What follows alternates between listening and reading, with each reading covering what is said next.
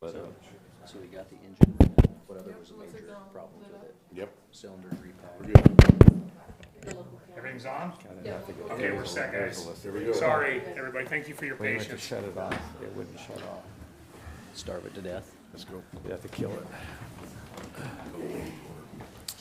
It's Wednesday, June 24th, 2026. We're here for the Franklin County Commissioners meeting. I will now call the meeting to order and ask that you join me for the Pledge of Allegiance.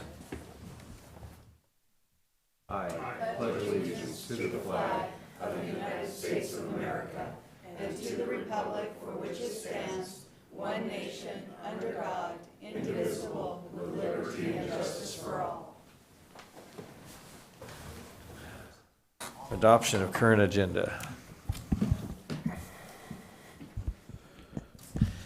Mr. Chairman, I would move for approval of the agenda.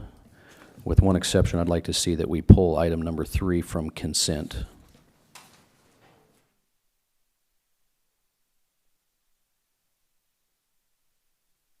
I second.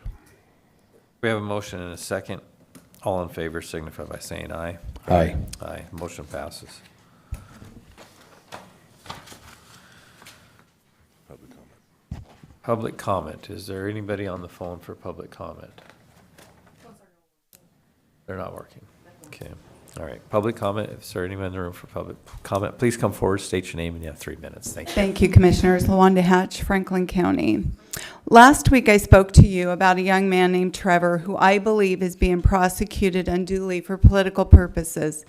He was following the instructions on our auditor's website docs to find out what address Nikki Torres actually lives in, who is running for Senate. In December, she was listed on the PDC as running in the 15th using her mother's address. In January, she then filed for the 16th, a home that she owns with her boyfriend, and the address she used to run for Pasco City Council. She then filed again with the PDC in March for the 8th, using yet another couple's address who lives a few blocks away from her owned home in Pasco, leaving her daughter to live with her Torres's boyfriend. Because this young man followed the auditor's website instructions on the voter challenge documents, he sat in his car across the street to see if and when Torres came and went from the address. After a couple of hours, Torres's daughter knocked on his window and told him to leave, which he said okay and left. For this, 10 Benton County and Pasco police officers, along with drones, came to his house in Kennewick and arrested him for stalking Torres's daughter, a young woman evidently so fearful of this young man that she alone approached him, and someone he had never met before. RCW on stalking says intentionally harassing, following, contacting another, causing them fear and distress. Our prosecuting attorney, Sean Sant, publicly endorsed Nikki Torres, and he had Maureen Asler, one of his attorneys, try this case. Now I learn, instead of sending it to another county, they thought they'd be clever, and they moved it to Municipal Court of Pasco, where Gray Blair is the prosecutor. The problem is the Pasco mayor also endorsed Nikki Torres. This is untoward at best and a huge conflict. When those in authority want something done, it puts pressure on employees to make it happen. They're not only throwing the book at this young man for literally doing his civic duty, they're putting our city and county at risk for a huge lawsuit. At a time when dangerous criminals are let go in this county because our cases are overloading the system, this is the case that takes precedence. A young man bothering no one, sitting on his car in a public street. The injustice is blaring and destructive to the public trust. I also blame Torres. Every office holder who has endorsed Torres, including Commissioner Baumann, knows that she does not live in the 8th, but they do not care. I am tired of the games being played in this county, but for Torres and the army of corrupt politicians who would rather destroy the life of a young man than admit she's lying to get elected is beyond shameful. It is downright evil. I ask commissioners that you bring the PA before this board to explain himself, the behavior of the staff, and Mr. Blair, and question their motives. Franklin County and the citizens of Pasco deserve better, and this case needs to be dropped immediately. Thank you.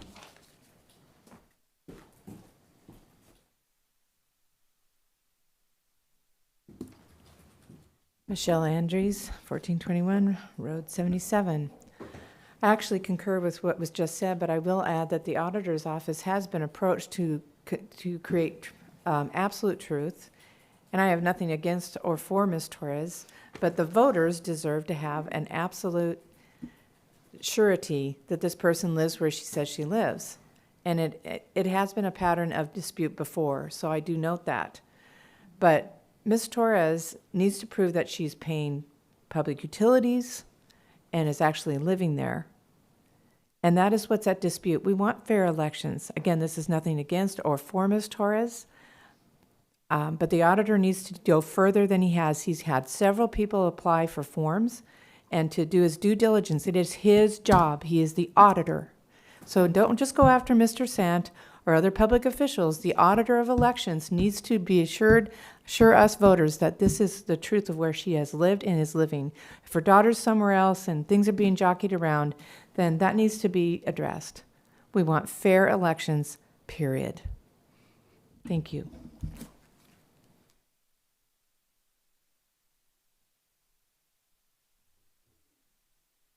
Good morning, Commissioners. Thank you for having us this opportunity again. We really appreciate the fact that we can come here and present the concerns that the citizens have. It's a very important step that lots just try to deny, but we're going forward with our opportunity to present to you the concerns of the community. You've heard a couple already. I'm not in agreement with all of that. I don't have all of the facts, and I won't comment further on that one.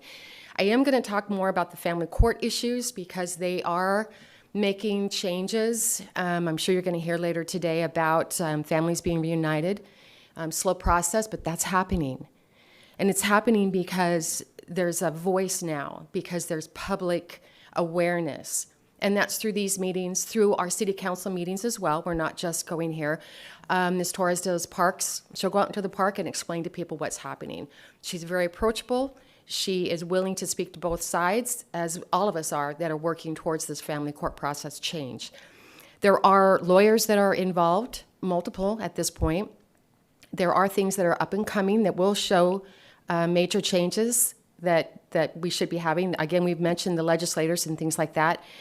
But it's still an everyday process in the courts, and that is still really concerning. We still have attorneys that are not doing the due process for the individuals on their cases. They're ending up leaving things out, and the judges are forced, and the commissioners, the court commissioners, are forced to make decisions based on faulty information. And I don't think that they would appreciate knowing what they're going to find out about what's happening with these attorneys.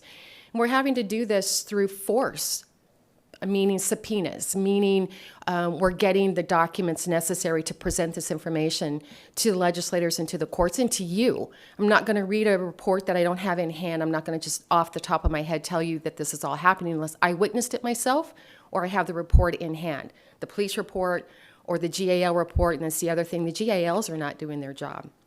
That's coming to light as well. You have GALs that are not completing, they're charging astronomical amounts of money for reports, but refusing to go to complete the interviews through a school, for example, where you can go in and talk to the teachers in a school where the school had to trespass one of the parents for aggressive contact, but yet the GAL's not willing to go talk to the teachers and talk to the school about that conduct.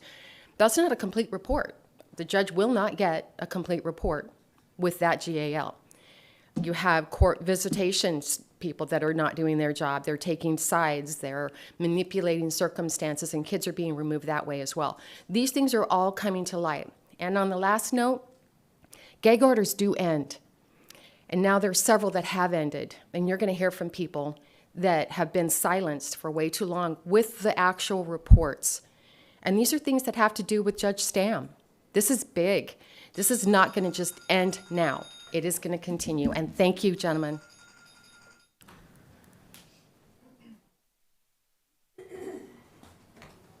Good morning, Commissioners. Marcy Torres, otherwise known as Gutter Girl. On my spare time, one of the things I like to do is clean up our government and make sure we hold people accountable. I want to talk to you about a case today. Gilberto Mendoza. He was being represented by Norma Rodriguez prior to her taking the bench in 2020. Upon her taking the bench on 2022, she then started presiding over his case as a judge. After she took money from him to represent him as his criminal defense attorney. They tried to silence the victim that was raped by him, and he finally just recently pleaded guilty to rape. Norma Rodriguez presided over this case, and I find it really hard to believe that she did not know that was a conflict of interest. Even the girl at the counter in the paint department at Lowe's understands what a conflict of interest is. If she sees me come in for paint, she recuses herself and brings somebody else to the counter for me. But someone who went to law school doesn't understand that? I'm really starting to wonder how she got that seat on that bench. Now, there's a picture circulating that I posted that she actually shared. When she was running for judge, guess who was helping her put signs together? Gilberto Mendoza, Bronson Brown, Dave Peterson, all the same people that have presided over his case, along with Norma Rodriguez. So this poor girl had to go over 5 years with having to show up to court and repeating and proving that what he did was wrong, and they kept protecting him while sitting on the bench. Now, this isn't anything new. I have been exposing Norma for what she has been doing, and these are not the only cases she's done this on. We have tons of them. So today I'm asking for Norma Rodriguez to resign to the bench. We're going to continue to expose everything, and everything's going to come out, because what she's doing to families and to this community, it's absolutely disgusting. Bronson Brown also needs to resign. What an embarrassment. Jackie Stem needs to resign. They're not following the law. And none of these judges really were following the law until we started showing up and court watching and holding them accountable. Oh, and by the way, the complaint that I filed against Mason Pickett, he hasn't responded to any of my correspondence. I wonder why. I'm sure he's going to lose his license, so thank you. Anyone else in the room for public comment? If so, please come forward.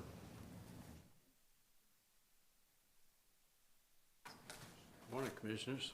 Morning. Came here last week and I was upset. I was holding my tongue, and I've really tried to hold my tongue to be careful with things. The gag orders that they're talking about, I've been issued one.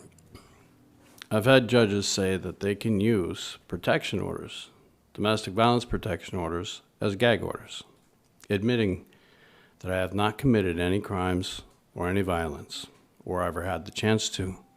But they specifically wanted to silence me from talking to you, talking to police, talking to federal investigators, not just about the crimes being committed by an opposing party, but by the crimes that they're committing on the bench, as well as behind the bench.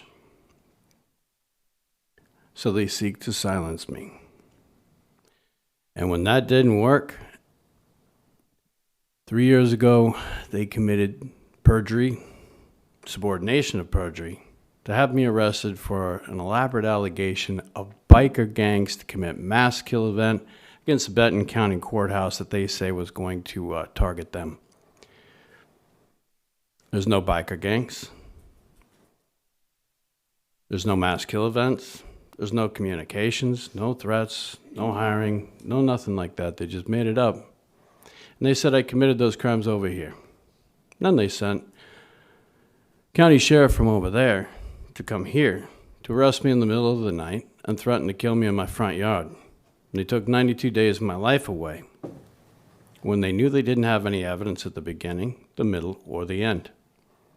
They raised my bail. They broke into my house. One of those judges happens to be a board member of the Washington State Internet Crimes Against Children Task Force with access to child porn, for which he gave to litigants and a deputy, when they knew they had no evidence, to come into my house, to break into my house, to plant that on my computer.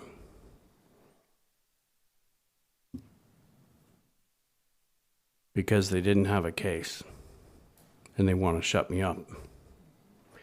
As we have tried to get answers as how this kind of lawlessness can happen in a place where we're supposed to be getting relief from this kind of stuff,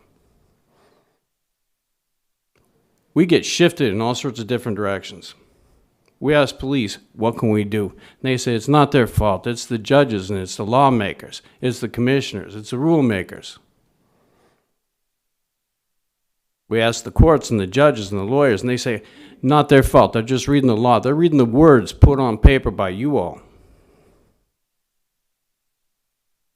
We get the runaround. Literally what they're trying to do. I don't know if you've ever seen somebody be called stupid, and so stupid that they don't know they're being called stupid. Well, those judges over there that are committing these crimes, they're saying you all and the sheriff are too damn stupid. They're calling you stupid because you can't help us. Because you won't help us. Yeah. I know my time is up, and if you want, there's people here that will give me their time. We'll have What a we have second public found- comment later in the What we have found are these judges are actual criminals. DUIs, thefts, shoplifting, all sorts of stuff. It's being covered up. And that's just the bottom end. And these are the people ruling on it and calling you all stupid. Please help us. Anyone else in the room for public comment?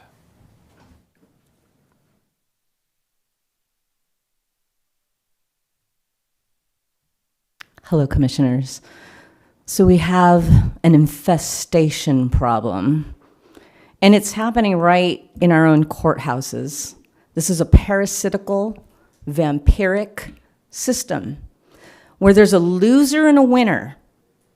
There's always a loser and a winner. Somebody wins everything, somebody loses everything.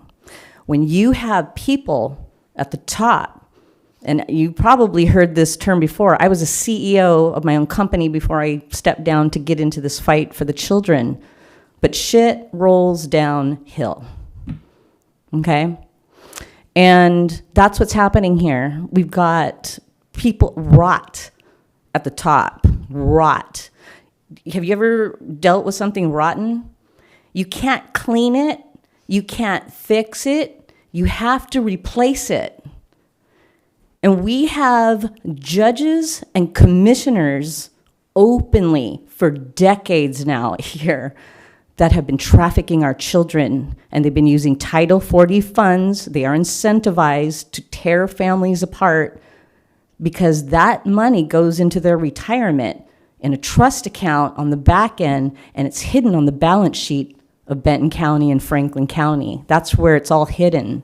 There have been exposed videos of Zoom calls of guardian ad litems, judges and lawyers all laughing about Cash for Kids, LLC. You could look that up if you just type in on YouTube, Cash for Kids, LLC, and you've got judges laughing about how they're going to open up new accounts. What should you call it? Cash for Kids. Ha ha. And you got 20 people on a Zoom call laughing. This is a culture problem. They think this is okay to traffic children, make money off of the suffering of moms and dads. I'm putting out these posts on Facebook and tens of thousands of comments, tens of thousands of comments. This is happening to me. This is happening in this state, my state. This has happened to me. These people are evil. These people are criminals. This is a cartel. People are waking up to the truth. The truth, we have not lived in the truth for a very long time, probably not in our lifetime. So we've been drenched, conditioned, and brainwashed since inception to ingest these lies. And they're all lies. And These are corporations that are attacking people, but corporations don't eat or breathe or go to the bathroom. It's people pushing the bus with using corporations to attack people. And that has got to stop. That is not what the men of 1776 fought for 11 million codes, rules, and statutes to overrule us. Was that the bell? Oh, no. So that we have to get away. There's all these rules, and people are using all these rules to attack each other. The rules are for you guys. They're for the police. They're for the judges. They're for the people who serve us. And we are now taking rules and weaponizing those rules against other citizens. But that's never what those rules were meant for. It was to protect us, we the people, from the people that work for us, to not harm us. That's what those were for. And the only purpose of government is to secure our rights. Do any of these people sound like their rights are being secured in America? They're not. They're not. And so the court watching, I do want to encourage people to do more court watching. It is effective. And I'm starting that. We're going to go national on the court watching. We're going to start teaching people how to court watch. And we're going to my vision is to have 1,000 people show up. What are you going to do, steal this child too? We're going to report you. You want 100 people in there, and you're going to take this child with no evidence, no proof, because this is what they're doing when they're not being watched. Thank you. Anyone else in the room for public comment?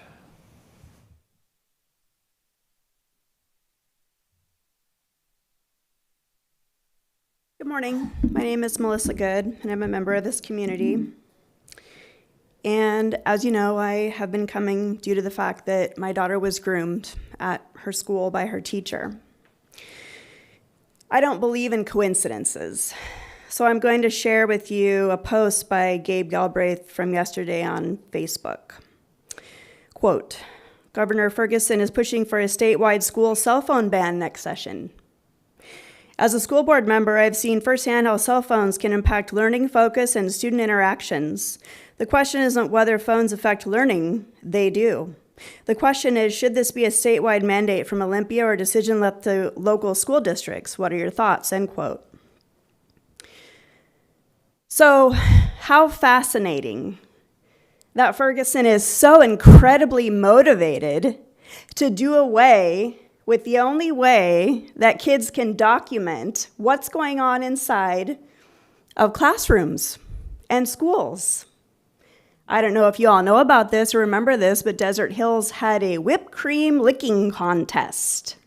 A literal glass where on one side was whipped cream and the other side was whipped cream, and they've got students and teachers coming up and licking and gyrating, competing on whipped cream licking contests. Guess why we know about that? Because students caught it on their phone. They recorded it. But all is absolved, all is well. This isn't a big deal, right? Here's an article that just came out from the Cascadia Daily News. Sex abuse claims against some Washington school districts are raising insurance rates for all. In mid-May, as Washington school districts were deep into developing their budgets for the next academic year, around 130 received notices that their rates for the Washington schools risk management pool were going up, and not just by a little bit, by an average of 45%. School districts contribute funds to the risk pool instead of paying for traditional liability insurance. Those dollars are pooled to pay for settlements or costly claims against individual districts, keeping rates more manageable for all. The main driver of the jump in rates, a sudden increase in the cost of the sexual abuse claims brought against districts. Deborah Callahan, CEO of WSRMP, a not-for-profit public entity risk pool that provides liability coverage to more than a third of school districts in the state, said the result has been a significant increase in the amount of money they're having to spend to settle claims. Some examples include Seattle schools paying a former student $16 million in 2024 for sex abuse by a coach, and Federal Way Public Schools paying $15 million just last month to 2 victims sexually assaulted by a teacher. What's going on here? Why do we want to take cell phones away from kids and we refuse to put cameras in classrooms? Do the math. Anyone else in the room for public comment?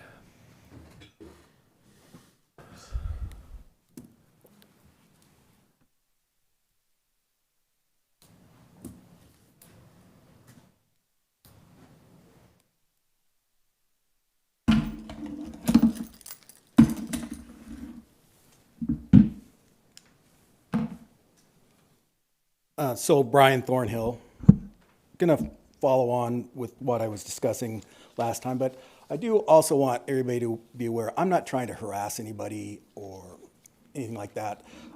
I've been contacted by a lot of people saying, where are you at? How come you're not showing up to these meetings? And I got people fist bumping me, handshaking me, saying, yeah, we need you to go up and speak. And I'm probably the worst person to do that, but they don't have anybody else. So I'm going to continue. I don't want to be up here. Again, so my concern about transparency, budgeting, and commissioner oversight. I understand the commissioners must make difficult fiscal decisions. My concern is that the county stated financial positions do not always match the decisions being made. In 2025, the county took over the jail and courthouse security operations. This was a major operational and financial decision. It appears that the cost was approximately $400,000. I have no, approximate. It could be under, might be over, I don't know. There was little meaningful public discussion before the decision was approved. The public was not given a complete explanation of why the takeover was necessary, what alternatives were to consider, and what costs would be or how it would affect the county budget. Commissioners have since expressed concerns about misinformation surrounding that decision, and so they've discussed things like that. My point is that open discussions before the vote would have prevented much of that confusion. Commissioner Mullen recently stated the county had approximately $300,000 in reserve funds in 2025, and that was in that Ben Franklin. If reserves were that limited, how did the county take on appropriately, apparently $400,000 jail and security costs without more complete public financial discussion? So if we're that low on funds, there was no discussion. The reserves were low, but still in 2025, you took over the jail. And I'm not disagreeing with the jail takeover, and this has nothing to do, I don't have anything to do with Sheriff Raymond. I'm not defending whatever happens as you guys. I don't think it was appropriate the way it happened. At the same time, public continually hears that county funding is tight and the employee layoffs could be necessary. And a lot of that came up this year because of the Juvenile Justice Center. And I'll talk about that one of these next times I come up. Those statements affect hardworking county employees and their families. Employees deserve to know why layoffs are being discussed while major unplanned costs can still be approved. So that, again, was in the 2025. Civil Attorney Jeff Riggs raised a concern on weaponizing funding in regards to the judges to control them for different reasons. That they control, you guys control their funding, and so you could use that to hold them accountable. Thank you. Is there anyone else in the room for public comment? Hearing, seeing none. Approval of consent agenda. Mr. Chairman, I move for approval of the consent agenda items 1 and 2 and 4 through 13 as presented. I second. We have a motion and a second. Is there any discussion? All in favor signify by saying aye. Aye. Aye. The motion passes unanimously. Regular business, Resolution 2026-217, District Court, approval of starting salary for therapeutic court case manager with veteran emphasis. Good morning. Good morning.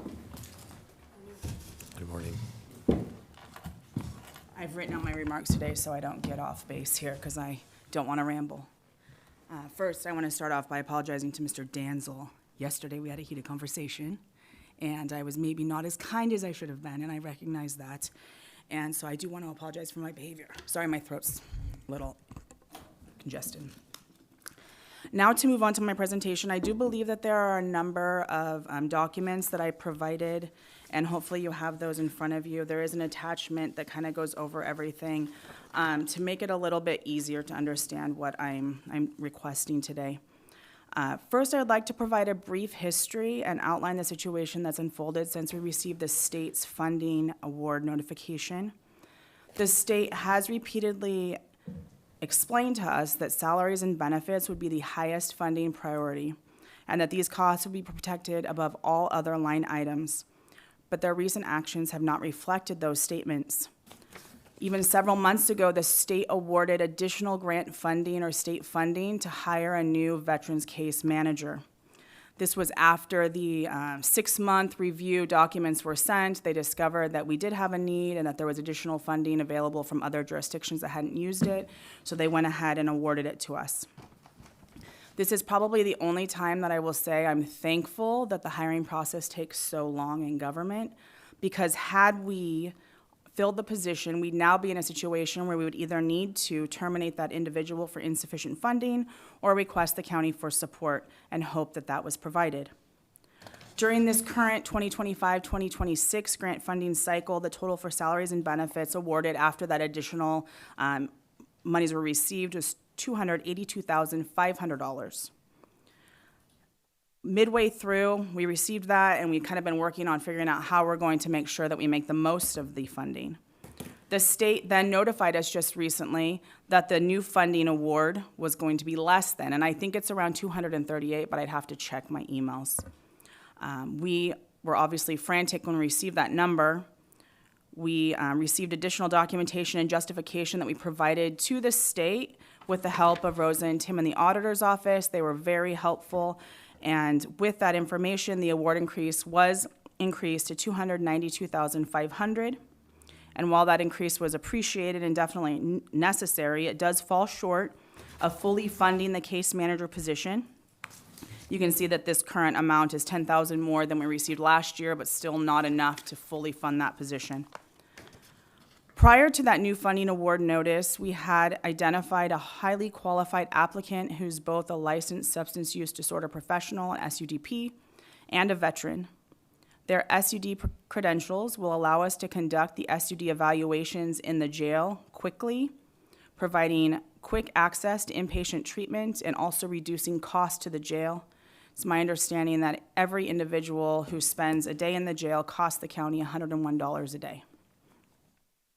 More importantly, hiring this individual would finally allow us to launch the veterans track of therapeutic court and provide specialized services to the veterans in our community. And I understand that it's frustrating to have departments continually come before you asking for money. And I make every effort to do or to not do so. I usually come in and ask for a permission to sign grants and to accept money, not to request money. But today I'm asking for two things. First, I'm requesting authorization to offer this position at a grade 15, step 3, which is a salary commensurate with that individual's current earnings and to improve our ability to successfully recruit them. Second, I'm requesting approval to use the mental health sales tax funds to cover a portion of this position the state is unable or unwilling to fund. The estimated cost is approximately $55,000 this year, and that does include the increase in medical costs and anticipated 3% COLA that would occur in 2027, and that was estimated by the auditor's office.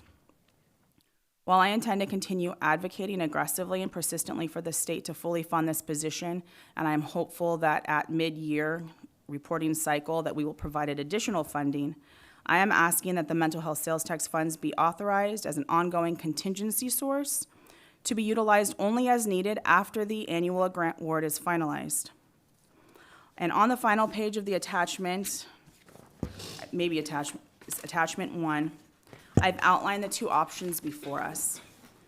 One is to maintain the status quo. We're going to continue as operated, but we will not be able to create and sustain a veterans track. The second is to hire the case manager, supplement the funding with mental health sales tax, and launch the veterans track. This service is no longer available in Franklin County once the Benton County contract was terminated, which does leave a large hole in services available to our veterans. I wish I could guarantee that state funding will remain stable for future years, but experience has shown us that those assurances are not realistic.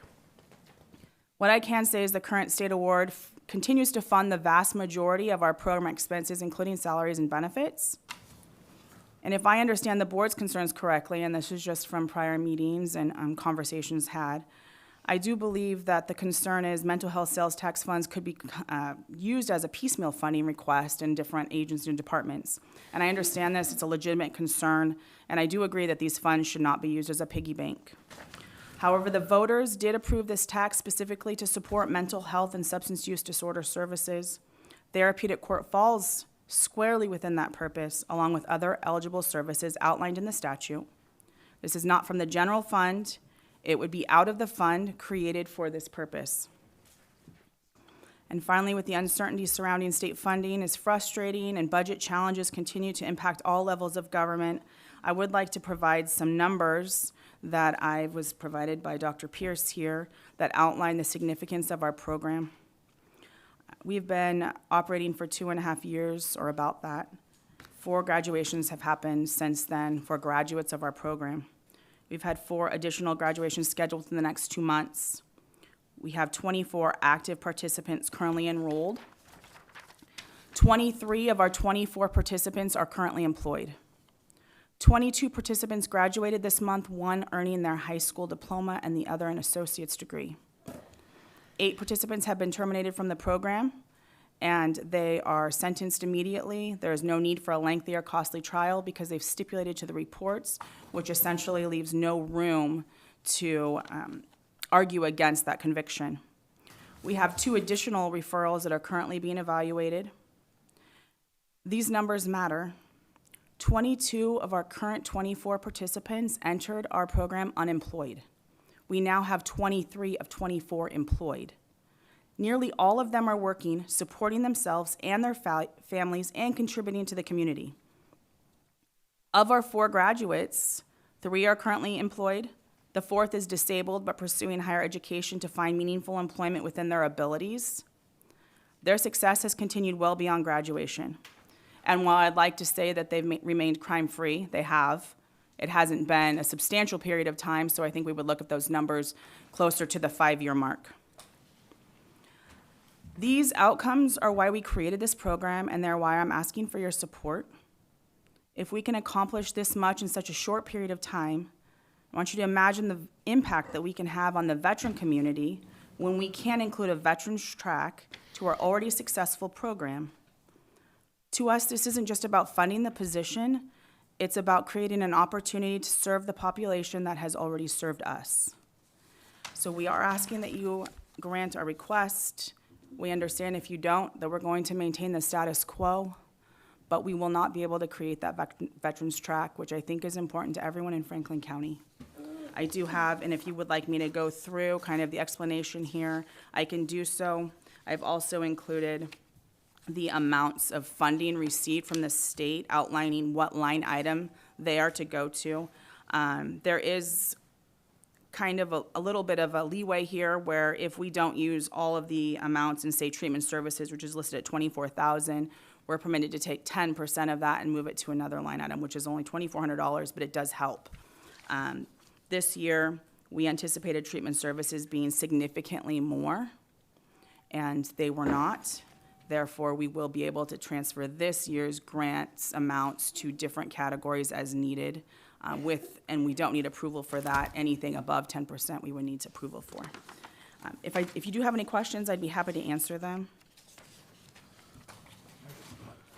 Questions? Pardon me? Thanks, Judge. Appreciate our conversation yesterday. One thing that came to mind when afterwards was if the grant runs out, would using mental health sales tax dollars run afoul in an audit? In other words, these are funds that are earmarked for mental health use. Not everything a veteran encounters is mental health related. Some of it could be food assistance, some could be rental assistance, some of it could be job training, so on and so forth. So can we even do this?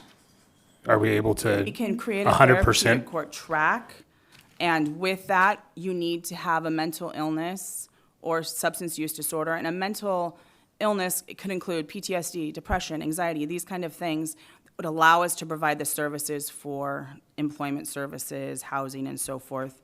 The statute does allow for either services, kind of listed out, mental health, substance use services, and therapeutic court. So there's one or the other, and within the therapeutic court, we can provide all of those services. Now, there's a few that if they didn't, if they didn't allow for that, I know that right now, the funding has been separated from Benton County, and I'm not certain at this very moment how they access services if they're not within a program. And I will say we have a lot of community resources that we utilize for housing and different things like that, and those pools of money come out of their budgets, those agencies that we utilize for those services. So we're not personally funding those services. Oftentimes, we're able to find community resources that can. Yeah, I'm just worried about an audit if we're using 100% mental health funds to fund an entire position. That is sufficient, and that is permitted through the statute. Let me look and see if I can find it here. RCW 82.14.460, subsection 3, states, monies collected under this section must be used solely for the purpose of providing for the operation or delivery of chemical dependency or mental health treatment programs and services, and for the operation or delivery of therapeutic court programs and services.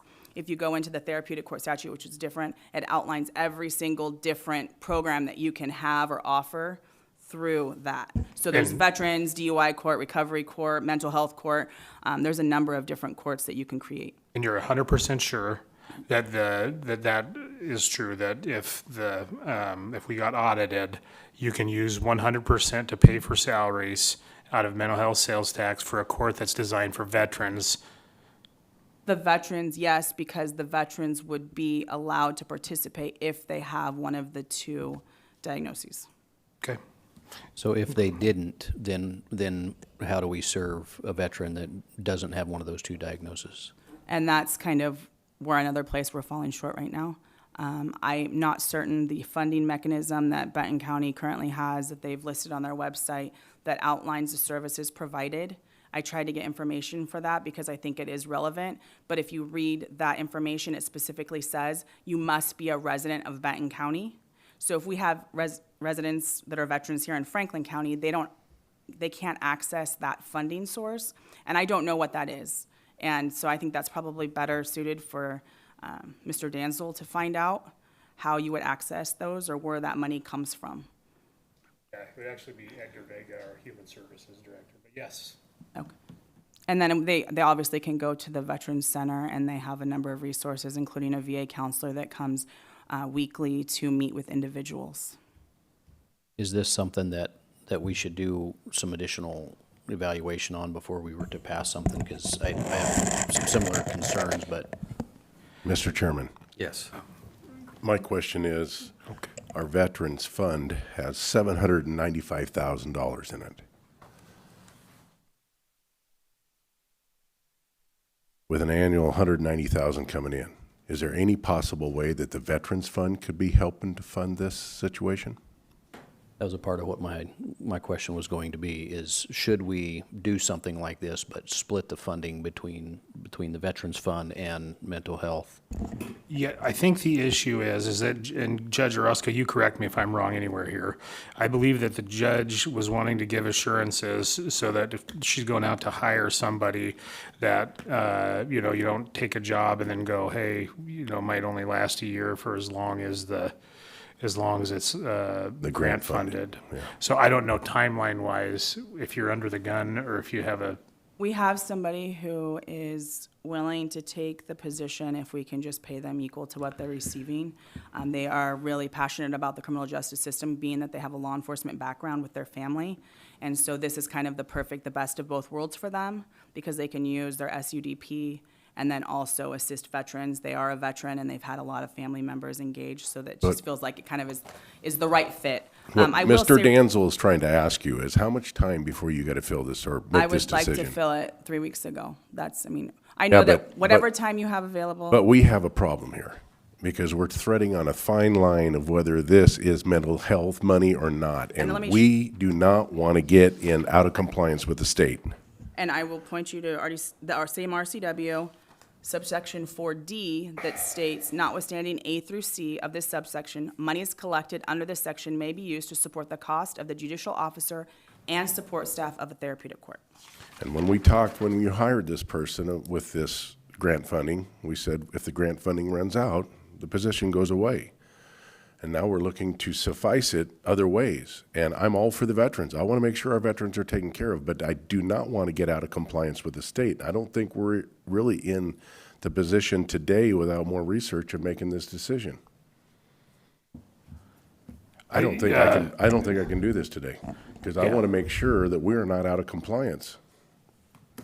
Yeah, I guess my question would be, you keep saying a therapy court, and I think if it was just for a drug or a therapy court, I would agree, but when it's specifically veterans, I just have had findings on things like this. I'm not trying to be a jerk, I just am asking the question, but I've received findings in previous places where we thought for sure this pot of funding would be acceptable, and then come to find out it wasn't.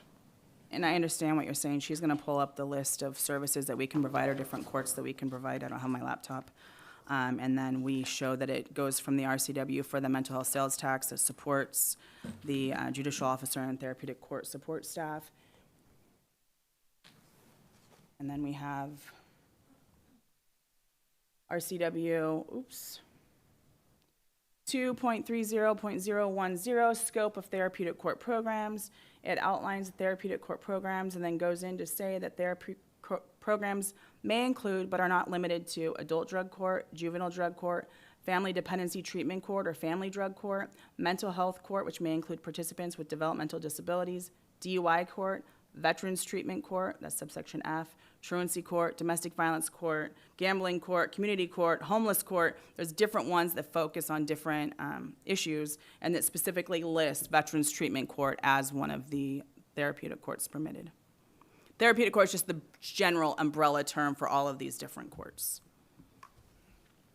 They all have different focuses though. So that's why in this case we haven't completed a DUI court because one, law enforcement is not in support of it here and we're not going to bring something in that law enforcement thinks is a bad idea.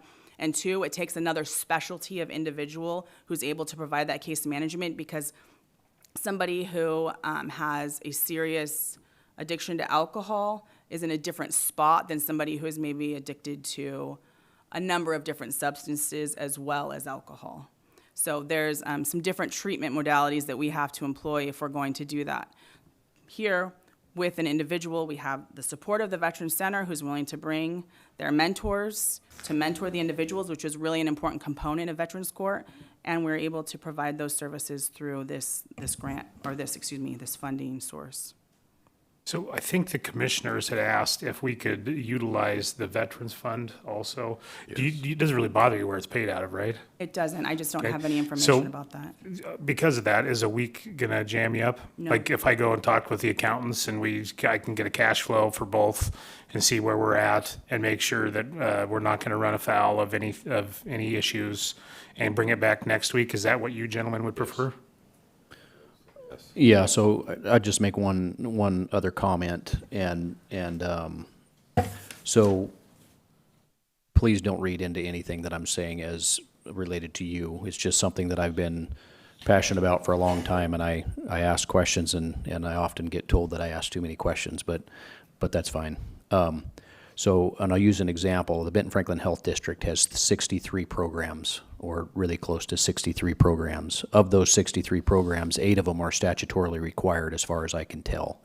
And my hope is that we can, working together, put together stuff with you that is not programs that I can't describe, but we know what they are, what they're for, where their funding is. So yes, I would like to see a portion of it be funded by the Veterans Fund and a portion of it be funded potentially by this, the mental health sales tax.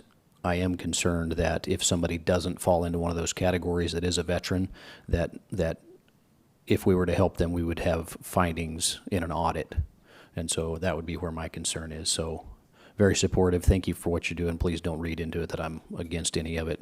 I just, that's where my concern lies, that we build something that we can't describe why that we have these programs. But yeah, let's come back with something just a little bit more. And I will say to that, oh, sorry. I will say to that, you know, I personally am the one who screens all of our referrals. And so I make sure that they fall into one of those categories, and they have to be eligible for our program. Because we are so intensive with treatment, they have to have that mental health diagnosis, which I'm qualified to evaluate them for. We have someone very reliable to evaluate them for the substance use component as well, so that we're ensuring that they have one of those two disorders. Quite frankly, most of our people have both and are struggling with both. And as we know, our veterans struggle a lot with both, most of our veterans, quite frankly. And so I will say that I personally evaluate them and make sure that they fall into one of those two categories, because if they don't, then what are we really doing for them, right? If they don't have a mental health issue or they don't have a substance use disorder, then our program wouldn't be beneficial to them in any way anyways, so. Thank you for that. So come back next week to further this discussion, is that what I'm hearing? Commissioner, I think I heard you say that we collect roughly 190,000 a year. Yep. And so, We got 795,000 in the account. and so I think, based on what I believe that I know right now, a 50-50, 50% of it to come from the Veterans Fund and 50% to come from the mental health sales tax, I believe would be appropriate, but it would look to you guys to evaluate that and make a recommendation. Well, Mr. Chairman. Yes. I believe we're going to have to ask our auditor to make sure that that is okay. That's what you're going to meet with Tim and the rest of them on, correct? Yeah, we got to get the approval before we can say yes to that even. I'll be in touch. Is 1 week sufficient then for all of that? It seems like there's a lot of things we need to look into. I don't want to, we're good? Okay, thank you. Thank you. Thank you. And thank you for all you do for the veterans. Absolutely.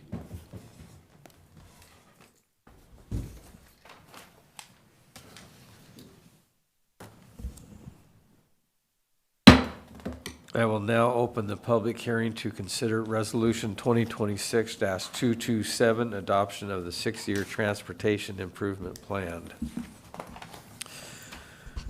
I will ask the staff of Public Works to provide a brief staff report on the proposed Transportation Improvement Plan. Good morning, Commissioners. Good morning. The purpose of this hearing is to review the proposed Franklin County 6-year Transportation Improvement Program for the years 2027 through 2032, and to hear testimony in favor of or against the adoption of the program. RCW 3681-121 requires counties to prepare and annually update their 6-year Transportation Improvement Program pursuant to one or more public hearings, and to file a copy of the adopted program with the Washington State Department of Transportation and the County Road Administration Board. The Transportation Improvement Program represents the county's priority transportation improvements, and all projects listed within the program, regardless of their ranking, are eligible for state and federal funding. The Transportation Improvement Program may be changed after its adoption to add new projects, delete projects, and change projects to accommodate cost, schedule, scope, and funding changes. First 4 years of the program are fiscally constrained, meaning that the projects have funding or funds are reasonably available. The investment level is based upon the anticipated amount of the funding available from various sources. This does not guarantee that projects will be funded. I'd like to point out that highlighted on this year, significant changes, we added 2 projects of interest, which are highlighted, I believe, on your sheet, which is the Sagemore Road all-weather improvements from Glade North to SR 395, and the county-wide safety turnouts. And so those are the 2 major additions this year. We had a few projects fell off because we got them done. And with that, I'd be happy to answer any questions. Okay. Does the board have any questions for the staff at this time?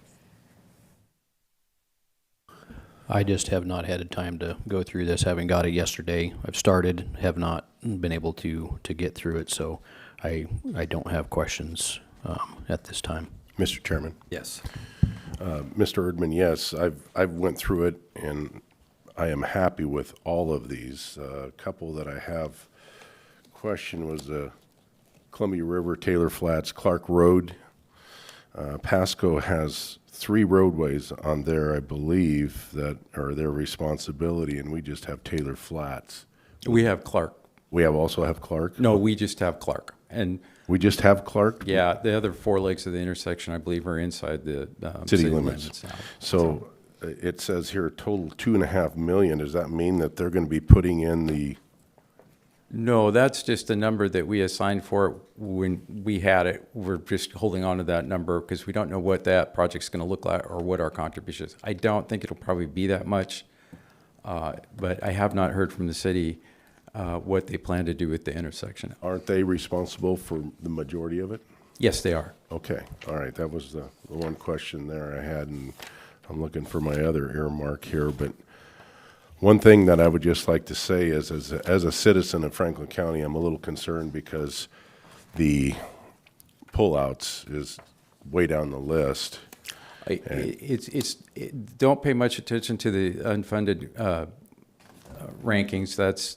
It's really kind of irrelevant. Right now, it's just where it is because there's no money attached to it. I do believe there's a chance that we can get some safety funding for these, that we need to pursue it. Is this, the last time we talked about this, it was stated that this wasn't even on the radar of the state, being that, you know, we're agricultural and there is agriculture on the other side, but not near the movement of equipment. And if I may, I'd like to share a story that happened after the last meeting Wednesday. I went back out to the farm and was working, and it was late in the day, and it was probably around 5:30, 6 o'clock, and I broke over the hill at the Fur Road. So you had a good look down the roadway of Glade Road, and approaching me were 15 of those big green pea machines with 2 bank out wagons behind them. 17 pieces of equipment. And when I came over the hill, I seen the big long line and the line of cars behind it. And then it looked like a NASCAR race. There was cars pulling out in the lane and pulling back and trying to get around one machine or two.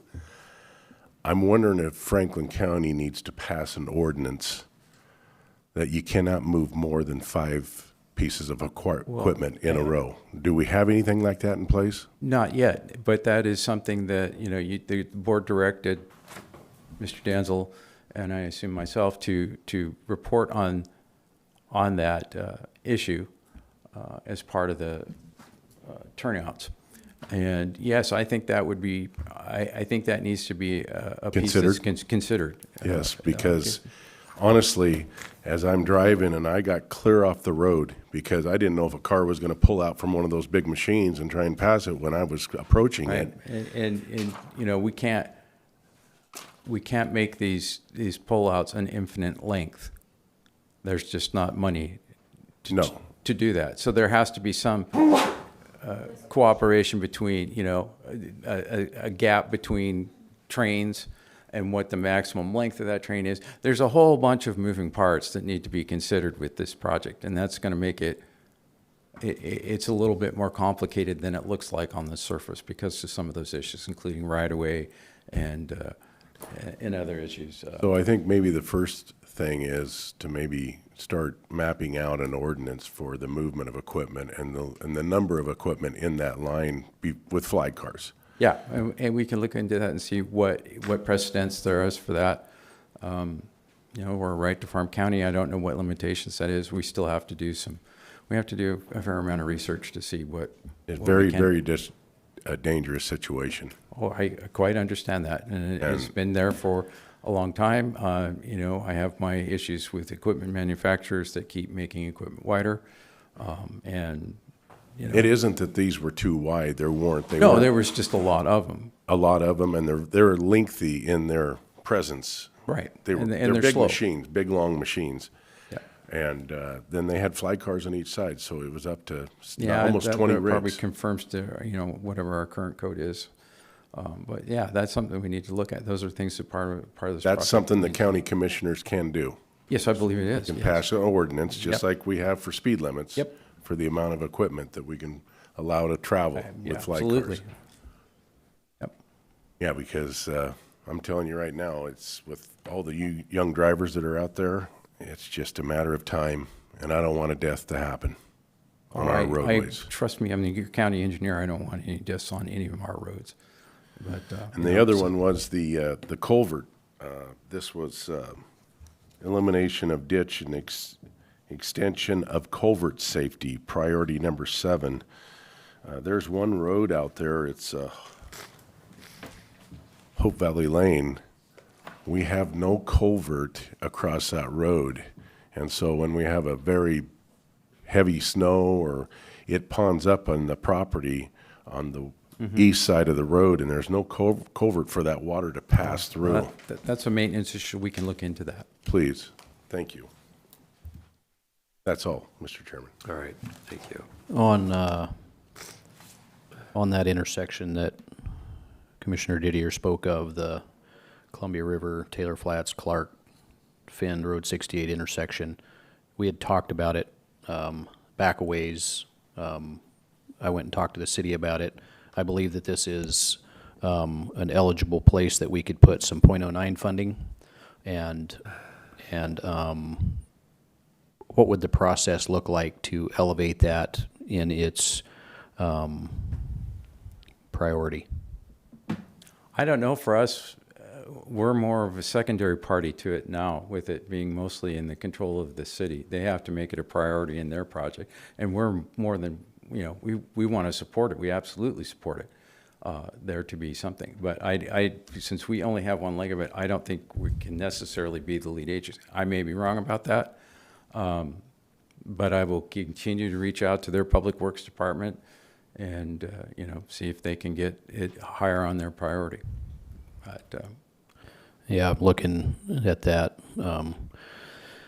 almost 9,000 trips a day going through there, and extremely busy corridor. when you come across, when you turn from Columbia River Road north on Taylor Flats, when you're in a truck and that camber change, it surprises me that we don't have more trucks lay over in that intersection because of that. It has been a problem. You know, I've been with the county off and on for 35 years. I think that intersection's right now currently in its 3rd evolution since I've been here. So, I mean, it's been a thorn in everybody's side for a long time. I think you're right. Do you have a thought on what, I mean, looking at it, it looks like a giant semi-sized roundabout is the potential. That would be, you know, I think, a possibility. I think I would be behind something like that. You know, I'll be honest, early on in this process, you know, like at the turn of the 2000s, I think if I'd have brought roundabouts up early on in my career, I think I'd been run out on a rail. Probably been shot. Yeah, so I think now that's a lot more favorable environment for that, because they've been proven. They do function well, especially in confusing intersections like that, a lot better than stop-controlled or even signal lights. Yeah, five-legged signal is pretty difficult to. It is, and you know, contrary to you know what people would think, signals don't always reduce accidents, and then in some cases they can actually add to it. And case in point, that happened on Highway 12. There, where they have the roundabout now to go into Burbank and up to 224. They tried several configurations, including a signal light, and then actually made things worse, and that's why they ended up doing what they did eventually. And they just had a death over there on the bypass highway in Richland, same thing. Truck ran the red light. Yeah. That was just last week. Could you speak to timing on this? I've started into this, I just simply didn't have enough time from the time that I got it to now to get all the way through it. Is time of the essence on this, or if we were to wait a week, is that harm us in any way?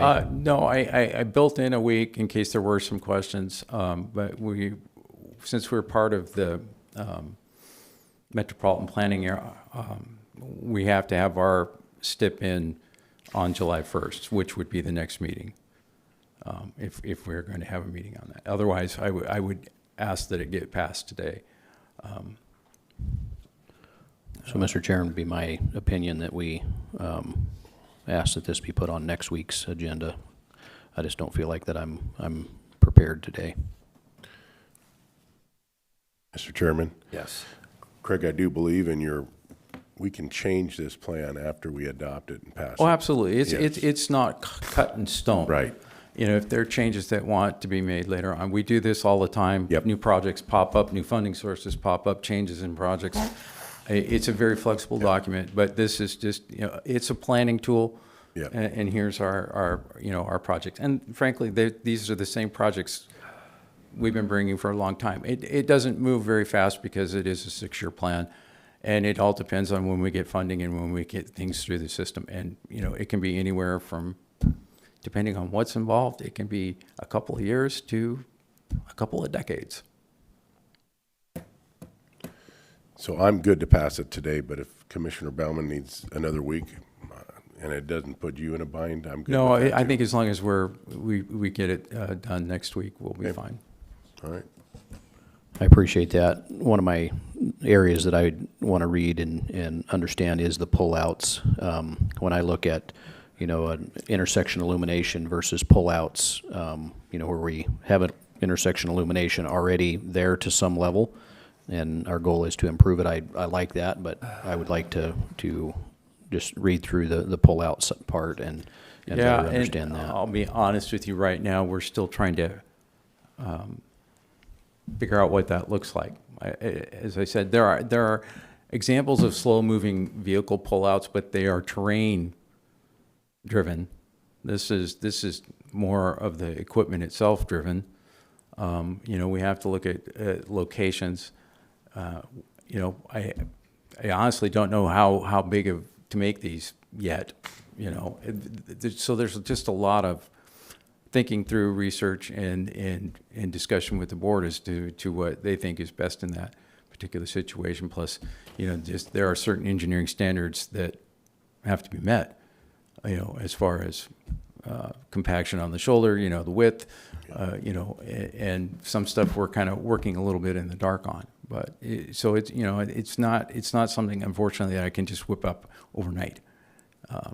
You know, it's going to take a bit of an effort, and hence why it is on our 6-year transportation improvement plan. And with the, you know, board last week giving formal direction on it, you know, we're good to start working on it. But it will take a while to get it figured out because there are some moving parts and there's some really critical pieces. You know, right away, I will say, is one really critical piece. With the way that, you know, federal rules are for right-of-way, and counties have gotten into trouble. If it is not properly handled, it can stop the project from ever getting federal funding. And those two corridors especially need federal funding. We want to make them all-weather. And so we want to be sure that we have got all our ducks in a row on the right-of-way issues, on the engineering issues, ordinance issues, and stuff like that. It's you know, there's a little bit more to it than that. So as far as, you know, what we've got described in there, we're at just the conceptual stage, but we wanted to get it on the STIP so I can start looking for, like I said, I think safety funding, I think there might be some safety money for these projects if we can get them fleshed out and the data supports that. So Yeah, while I appreciate caution, Commissioner Didier's, as long as I've been a commissioner, 2.5 years, have been asking for this. And so, as you stated, for the first time last week, we gave formal direction from this board.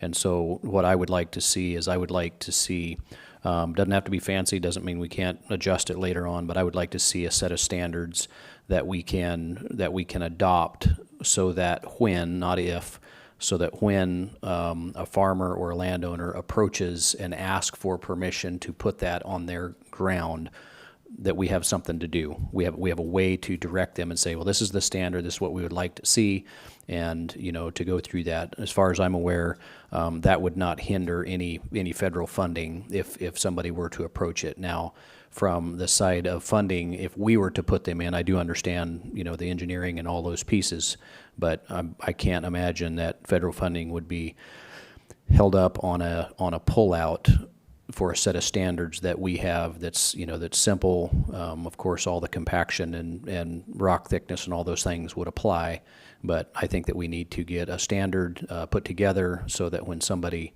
approaches us and say they have ground that they would like to do, that we can put that in their hands and say, if you choose to do it, here's the process. I'm assuming that there would probably be an approach permit or something like that to be a part of it. Don't know exactly, but believe that this board needs to give formal direction and prioritize this, and so that we can move forward with it. We'll make it a priority. I just, like I said, we have some moving parts we got to figure out. And that's one of them. And I want to make sure that, like I said, that we don't endanger future funding, or that we're doing something that is counter to decent, or let me rephrase that, is counter to good engineering practice. You know, and you know, part of the issue that you are also going to have to struggle with these is their location. It's not anybody that comes in and says that they want to do it. Are they going to be able to do it? There are some locations that just are not suitable for this.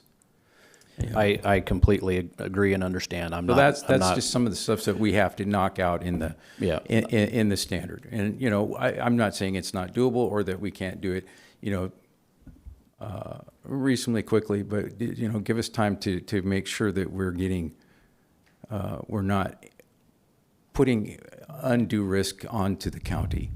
I fully understand, fully agree with you. There's always going to be, in everything that we do, it's going to say per, you know, the discretion of the county engineer and that kind of language. I'm not opposed to that, but most cases, if we were to put a standard means that it's, you know, not unusual circumstances. It's a standard. You know, there's obviously going to be sight distance things. There's going to be, you know, there's going to be a host of things. I believe it needs to be a priority that we need to start acting on now. I agree, and we will pursue it.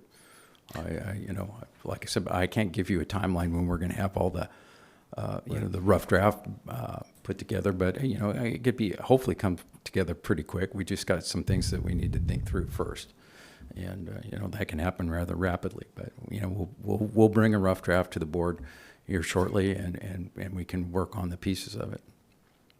Thank you, Mr. Chairman. Yes. So 2 questions, Craig. Number 1, if we do come up with this plan, and you may not be able to answer these questions right now, if the farmer wanted to do this and put this in, would he be able to work in the borrow pit area up to the road, as long as it meets your specs? Well, I'm afraid I'll have to be kind of vague and say it just depends. Okay. You know, that's going to be part of it. You know, it's you know, we also issues if we get in an area where there's excavation, that could bring up some issues that I need to look into to see if that is going to be a problem. Embankment usually, you know, our filling isn't usually an issue, but certainly it would be with your oversight. If we brought in material and it was base rock and compacted base rock, with your oversight, everything would be okay? Well, in theory, you know, don't pin me down on it, because like I said, we're still trying. It's still kind of you know, it's in theory right now. And we've got a few things to work out. But I'd like to see you know, Franklin in general County. speaking, yes, that would be correct. I would like to see Franklin County lead the way for the state on this. And I don't have a problem doing that, but I also... Second question is, if we do, and we are able to put in these offset paths for equipment to move off the road, let the car goes by, would the right-of-way then be reestablished further out, or would we be okay with that right-of-way being... It depends. You know, you know, both Taylor Flats and Glade North have 80-foot corridors in places, but they also neck down in some other places. If we can fit it inside the existing right-of-way, that's all better. Mm-hmm. But if we not, then there's going to have to be, and again, this goes back to the right-of-way issue, some instrument that procures the use of that right-of-way and does so in a way that's not. Okay. Those are my 2. Thank you. Yeah. All right.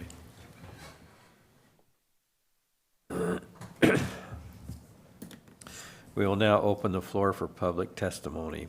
Are there any members of the public who wish to speak to this matter? Is there anybody on the phone who would like to comment? If so, you have 3 minutes, and please state your name and address for the record. Yeah, my name is Kyle Merrill. I live on North Bellevue Road in between Eltopia West and Ringgold Road. And looking at the 6-year improvement project planning, I see a lot of rehabilitation let's see, resurfacing. Not a lot of improvements though, if any, regarding our like graveled roads. And I'm just curious, as I look through here, priority 25 and 26, it says miscellaneous paved road and gravel road improvements. I'm curious what that entails exactly. I will speak briefly on the turnouts. As a farmer myself, I haul a 40-foot wide machine down the road. I mean, it's folded up, but I would much rather take Glade versus Taylor Flats. Taylor Flats, there are steep embankments on one side, and there seems to be a lot more to-town traffic versus rural traffic as opposed to Glade. Anyways, my concern is, are we doing anything to improve, make improvements in our graveled roads? Obviously, North Bellevue Road is a graveled road, and I would like to see some priority put into those graveled roads. Thank you. Mr. Chairman, Yes. could I ask you a question, sir? Yes. Thank you. Not meant to put you on the spot. No, no worries. You're a farmer, you're out there every day, you're driving this big equipment down the road. You know, we've all done it. When you go down the road with a 16-foot header on a swather and you have that steep embankment, sometimes it's a game of chicken, and that ain't much fun when you're in the seat. If you were to hypothetically design a pullout, what would that look like in your mind? How long is it? How wide is it? And what is it? What does success look like in your mind on that? I mean, for me, there is a turnout south of Alder Road on Glade.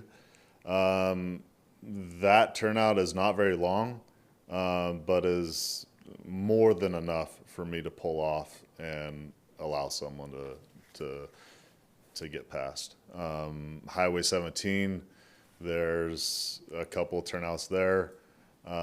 Those, in my opinion, I mean, are too long. Bigger than necessary. Yeah, for Glade and Taylor Flats both. Those I can pull off and continue traveling, which I don't know that it's necessary. But the other thing, if you do create these turnouts, there's got to be some sort of enforcement too, because I mean, the P machines going down, they're not gonna pull off. They're just gonna continue going.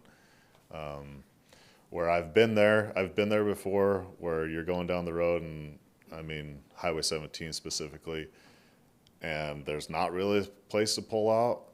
And anyways, it's a lot better to make it to Albany, turn off on Albany, versus anyways.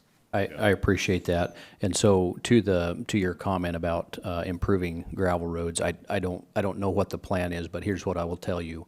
My first year being a commissioner, the allocated funding for gravel on gravel roads was about 45 loads. We have 400 miles of gravel roads in this county. And so one thing that I appreciate my fellow commissioners for doing is, for 2 years now, we have not diverted any funding that is meant for roads away from roads.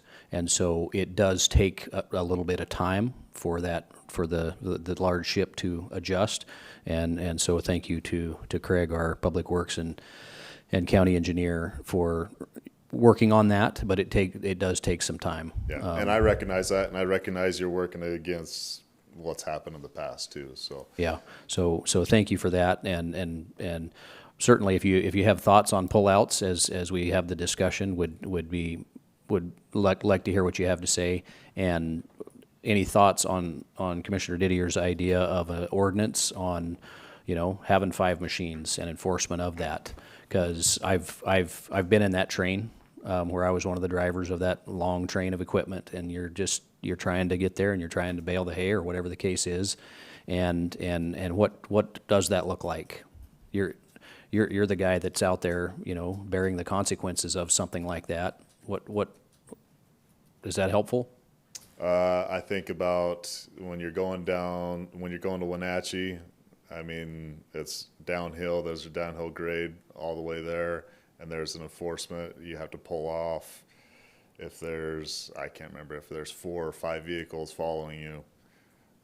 I mean, I don't know, maybe something in that direction, but there also has to be a place to be able to turn off. But if they're not using it, then yeah. Because that's a tricky thing to do. I think I agree with Commissioner Didier that we need to have that discussion, because I've went head to head with somebody that was in a hurry trying to pass a piece of farm equipment, and I was just on the south side of Sagemore on Taylor Flats, and we passed 3 abreast, large piece of equipment, and 2 cars go in the opposite direction, and I've done the same. And yeah, it's pretty scary. Yeah. I will say that the sheriff's office has done a good job. I remember a really bad accident on Glade, close to Alder, that when we used to have lots of problem with sprinklers coming across the road. You hit a windshield on a hot day, and you can't see. You're blind. Know somebody that passed a loaded potato truck on the wrong side. Potato truck seen what happened, and literally they changed sides of the road. It's really scary. Don't have that problem so much anymore. Still there some. But this equipment thing is a real thing. So, yeah, appreciate your comments. Yeah, thank you. Anyone else that'd like to speak on this matter? All right. Are there any written comments received by the clerk that have not yet been read into the record? Okay. Seeing no further speakers, I will entertain a motion to close the public testimony portion of the hearing. I beg your pardon, Mr. Yes. Chair. Do we want to have this be continued, unless the board is prepared to vote on it now? Do we want to continue the public hearing? I don't have enough time to advertise a separate public hearing for Right. next week. I think we leave it open. Okay. till You next guys not week. wanting to pass it today? Commissioner Bauman wanted to read more on the pullouts. A week, okay. So that depends on what Yeah. action you wish. I won't be Mr. here. Chairman, I I would won't say be here leave next it week. open. Yeah. And we've got it out there for the public now. If some more people would like to show up next week and comment, I would encourage it, because this is something that the public, especially out there in the rural area, that they need to weigh in on. I think it'd be good to leave it open and maybe get more participation. Is that okay with you, Craig? That way you don't have to. Absolutely. You don't have to the post board. it again. Will of the board. Like I said, I built in an extra week just in case there was some issue, and hopefully someday we'll get to the point where we can workshop it beforehand. But time being what it is, sometimes it is what it is, and we just kind of fall back to what we usually do, and we'll try and change that in the future. So at this point, we will continue this Hearing to next week. hearing until next week, so I don't have to. Nope, no closure, no vote. All right, thank you. And we will continue this next week. Thank you.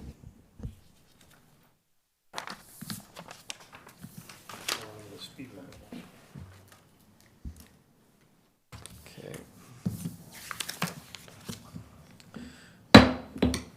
I will now open the public hearing to consider ordinance 06-2026, amending the speed limit ordinance. I will ask the staff with Public Works to provide a brief staff report on the proposed ordinance. All right, thank you.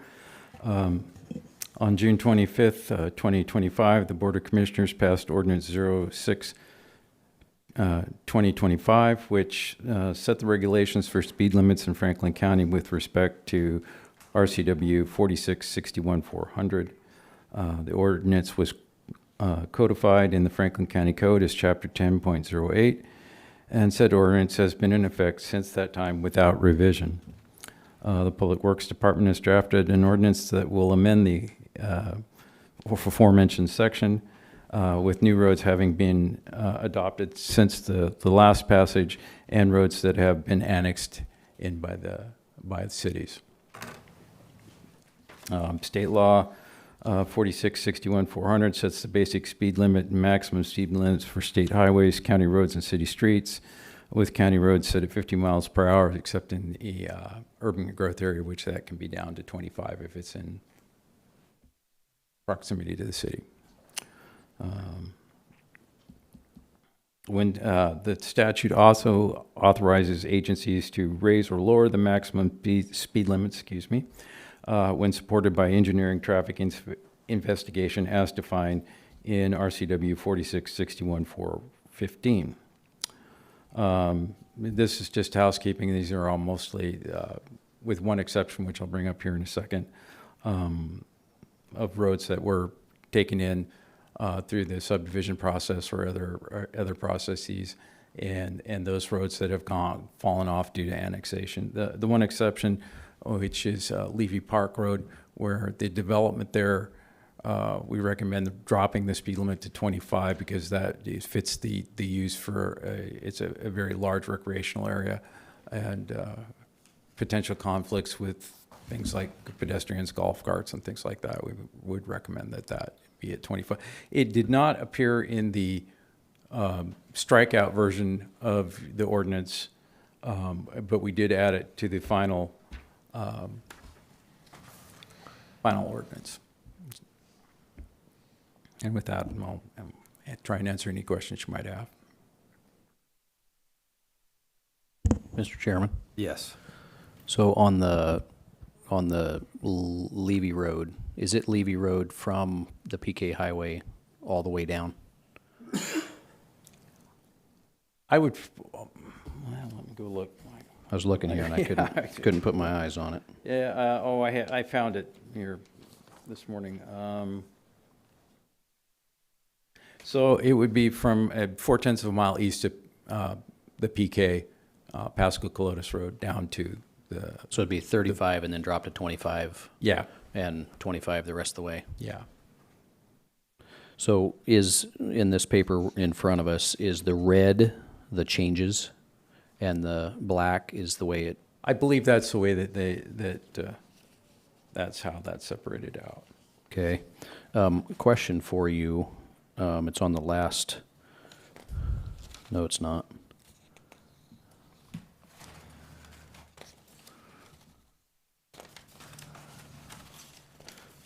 I guess it's the last page of the first section. Anyway, it's pretty simple to explain. Wondering what the reasoning is for the 45-mile-an-hour speed limit for the 1 mile north of Clark Road on Glade. So there's only, in that mile, there's only 2 driveways and 2 accesses into businesses, both on the same side of the road. Well, there's a lot of agricultural traffic. There's some sight distance issues. That's why that's been posted at 45. So the sight distance issues would not be, it would be in a curve that, I don't know what the sight distance. Yeah, I think we were anticipating some development probably going forth up there in that tangent section past, are you talking past Self-landing north? Self-landing north, yeah. So there's just there's a mile of road there that's at 45, and I've never been able to understand why that section I is think at we 45. were, because of the industrial facilities that were there, we were anticipating that there's going to be more. And it would just made, I think, logical sense for where the curve was to move the speed limit there. That can be adjusted. We've got a speed study on it somewhere because we did that when we brought it up the first time, which I can't remember what year that was. I'm sorry, it's all kind of blend together anymore. We can find that, and I can have that. I don't know. I sent just in to you. that's a particular area that it's never made sense to me that it was I'm lower. just going to speak as a county engineer. It's it's a short distance at 45, and maybe it's a little inconvenient, but it might help save a life too. So You travel that often, Clint. Has that ever been an issue, or you ever had wondered why that section was slow? No, I haven't traveled it a lot. I have traveled it, but just try to obey to the speed limit signs. That's all the questions I had, Mr. Chairman.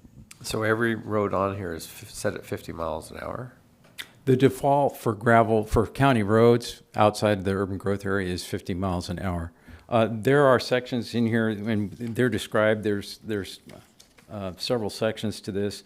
There's 25-mile-an-hour roads, 35-mile-an-hour roads.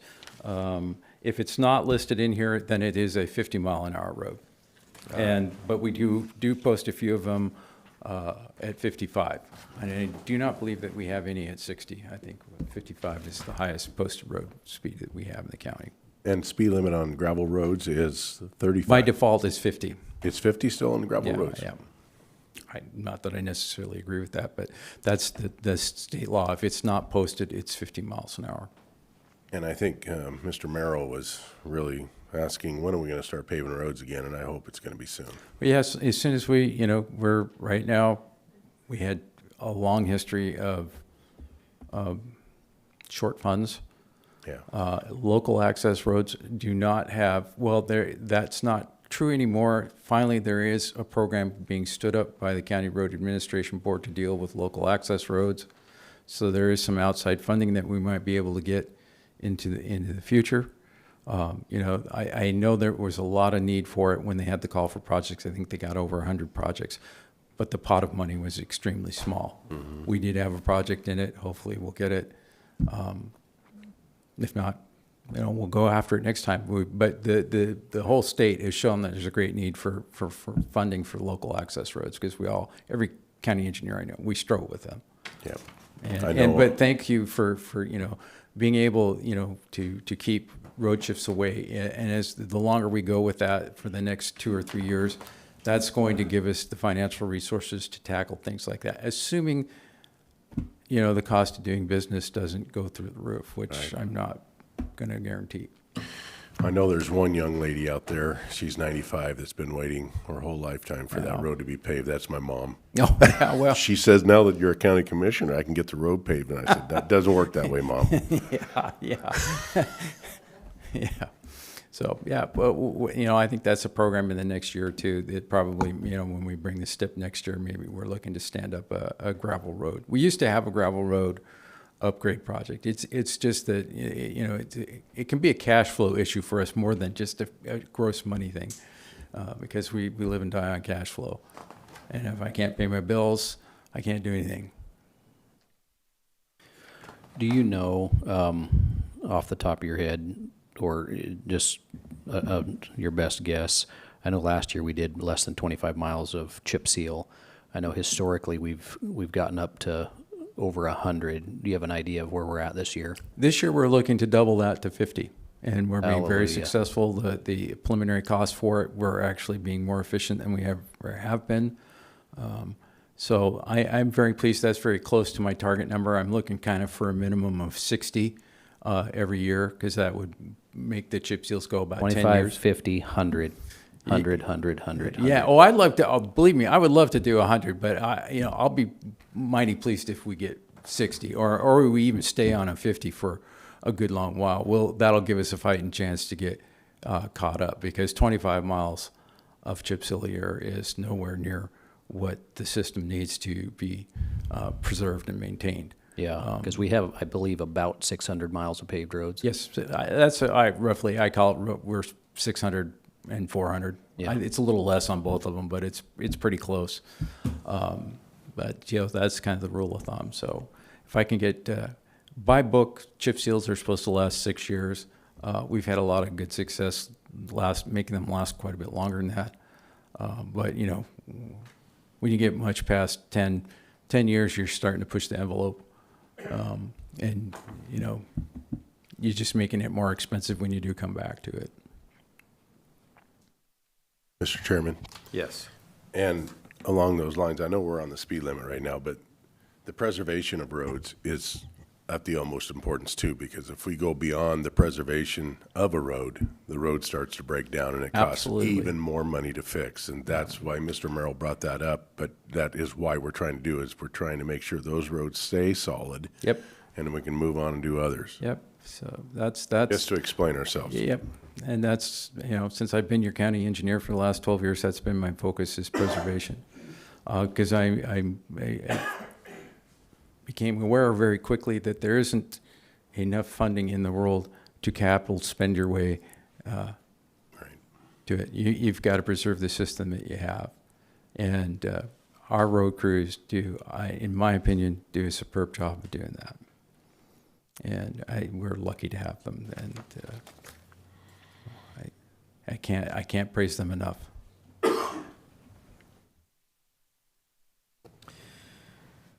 Does the board have any other questions at this point? We will now open the floor for public testimony. Are there any members of the public who wish to speak to this matter? Is there anybody on the phone who would like to comment? If so, you have 3 minutes, and please state your name and address for the record. Kyle Merrill, North Bellevue again. To Commissioner Bauman's point from South Landing North, that mile, I feel like there's no reason for that 45-mile-an-hour speed limit. I've driven that my whole entire life. There's been no changes as far as added businesses in that stretch. I would agree. I don't see the point of that. And quite frankly, it's hard for me, kind of muscle memory, trying to get slowed down before South Landing because I forget about it. And anyways, I don't have the speed limit adjustments, but Commissioner Bauman, you referred to from Clark Road to that South Landing, that may be changing as well. Is that correct? Just the area that I was in question was Self Landing North. I didn't mean to be from Clark. Okay. I was under the assumption that it was from Clark Road North was going to be 45. And I did not see any need. So I think that you leave the city limits, it's 45, and then it goes up to 55, and then back to 45. And then when you're north of the corner there, that's when it goes back to 55. Okay. I was just making sure that it wasn't 45 from Clark Road all the way north. All the way. Yeah. Okay. All right. Thank you. Anybody else who would like to talk on this matter?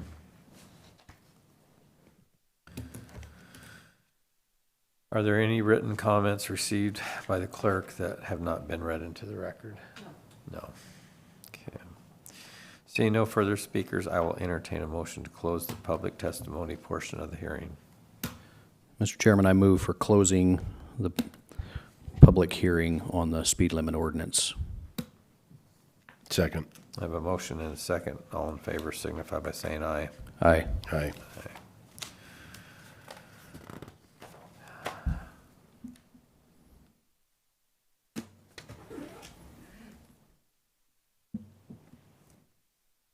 I would entertain a motion on ordinance 06-2026. Mr. Chairman, I move that we approve ordinance 06-2026. Second. We have a motion and a second. All in favor signify by saying aye. Aye. Aye. Aye. The motion passes unanimously. Thank you. This concludes our open public hearings regarding the speed limit ordinance. See you next week, Greg. Would you like to have a copy of the speed limit ordinance? Yes, please. You're welcome to it if you'd like it. Good to see you.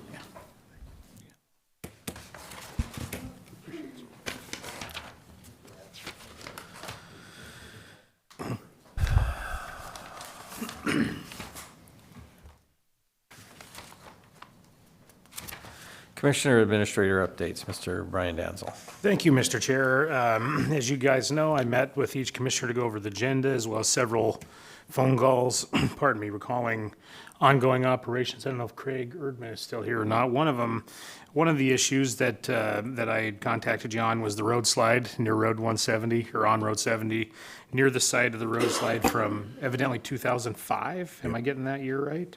2005. I sent you gentlemen pictures and a recap from Mr. Erdman himself the night of the slide. Continue to monitor, but as of right now, you got the report that there was no immediate threat or danger or harm to anything. Met with Larry Ziegler, and this is the one that I'm going to pass down to you. Keep one.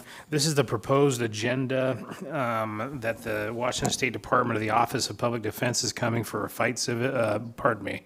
site visit to Franklin County on June 29th at noon.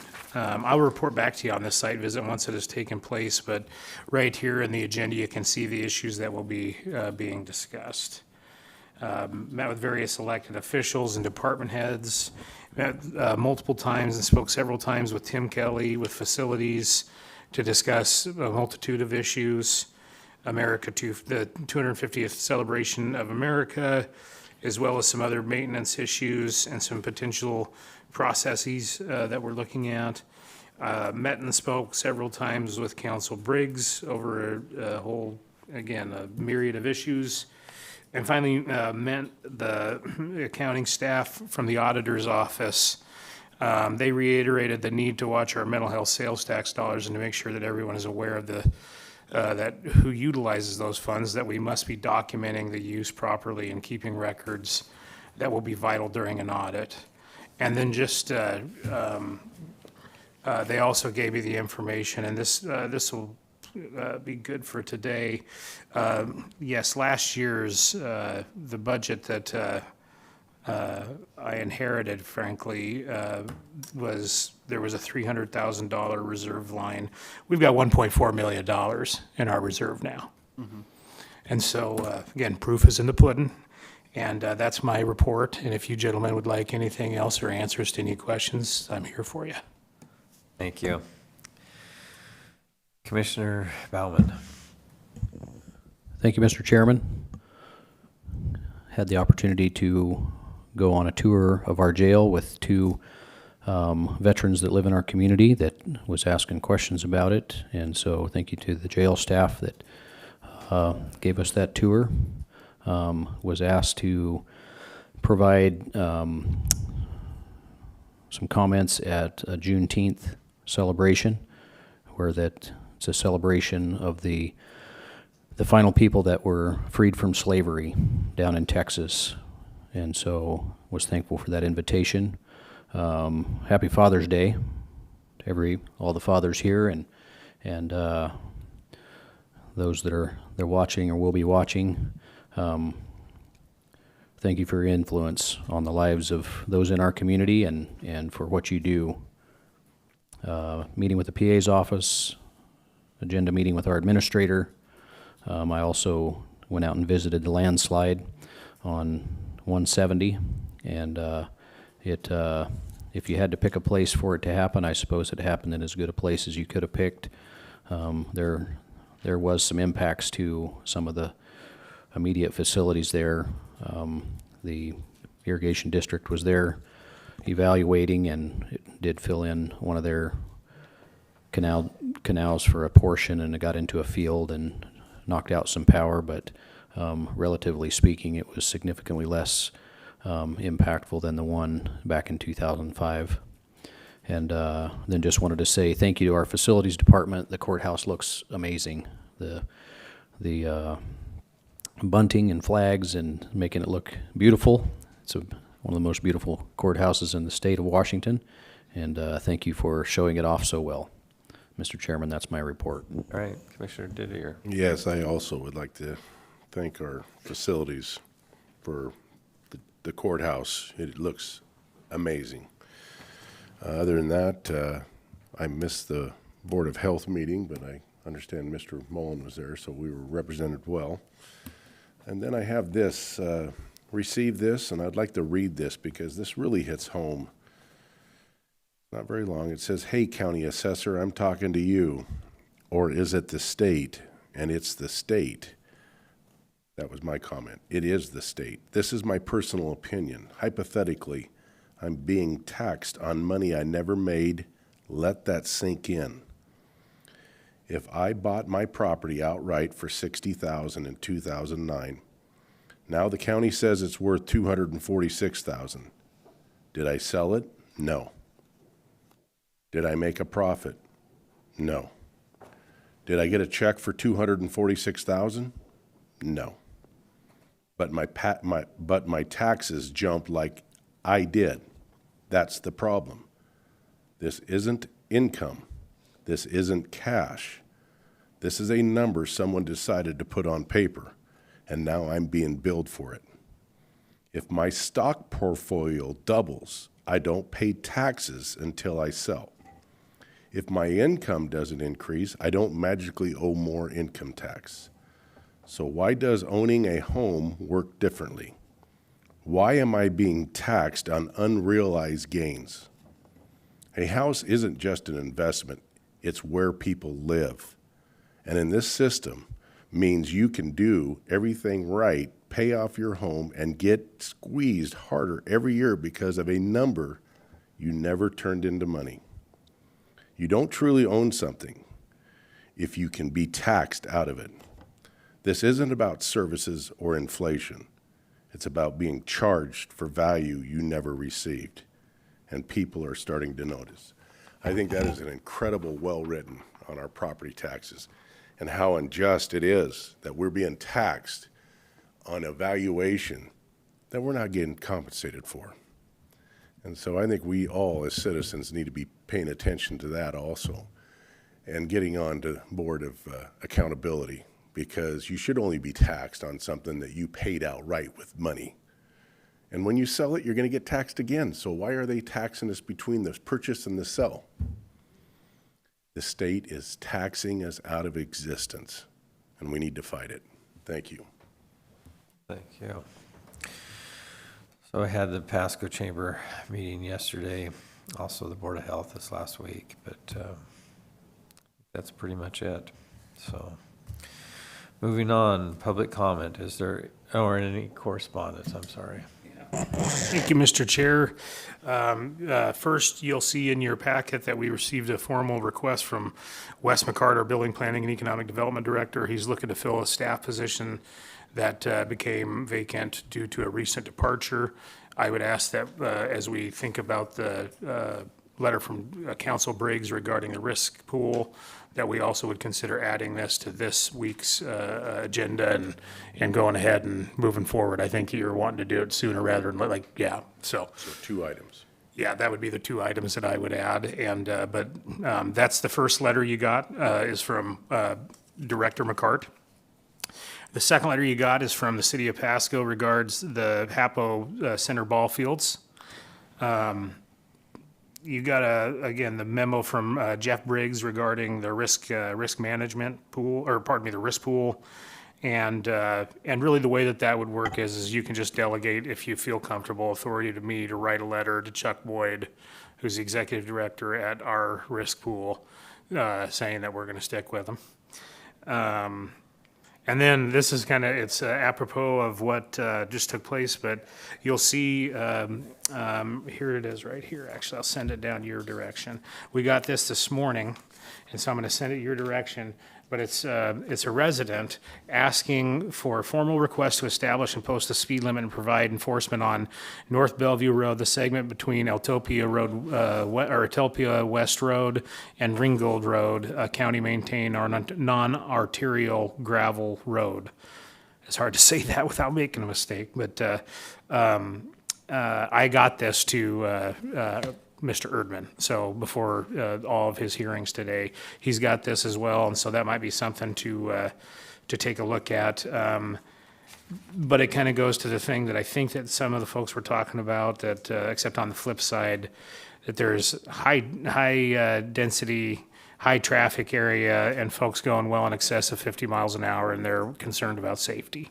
So there's that, and then with that, and I didn't want to print it all off because it would have been voluminous, but there's backup documentation that this resident has sent us. And if you're interested in that, I have a copy of it. But basically what it is it's best, like an example of best practices for roads, kind of what we just talked about here, how long the duration of roads can last without any kind of work being done to them, what kind of preventative maintenance should go on roads so that you don't have these things happen in the future.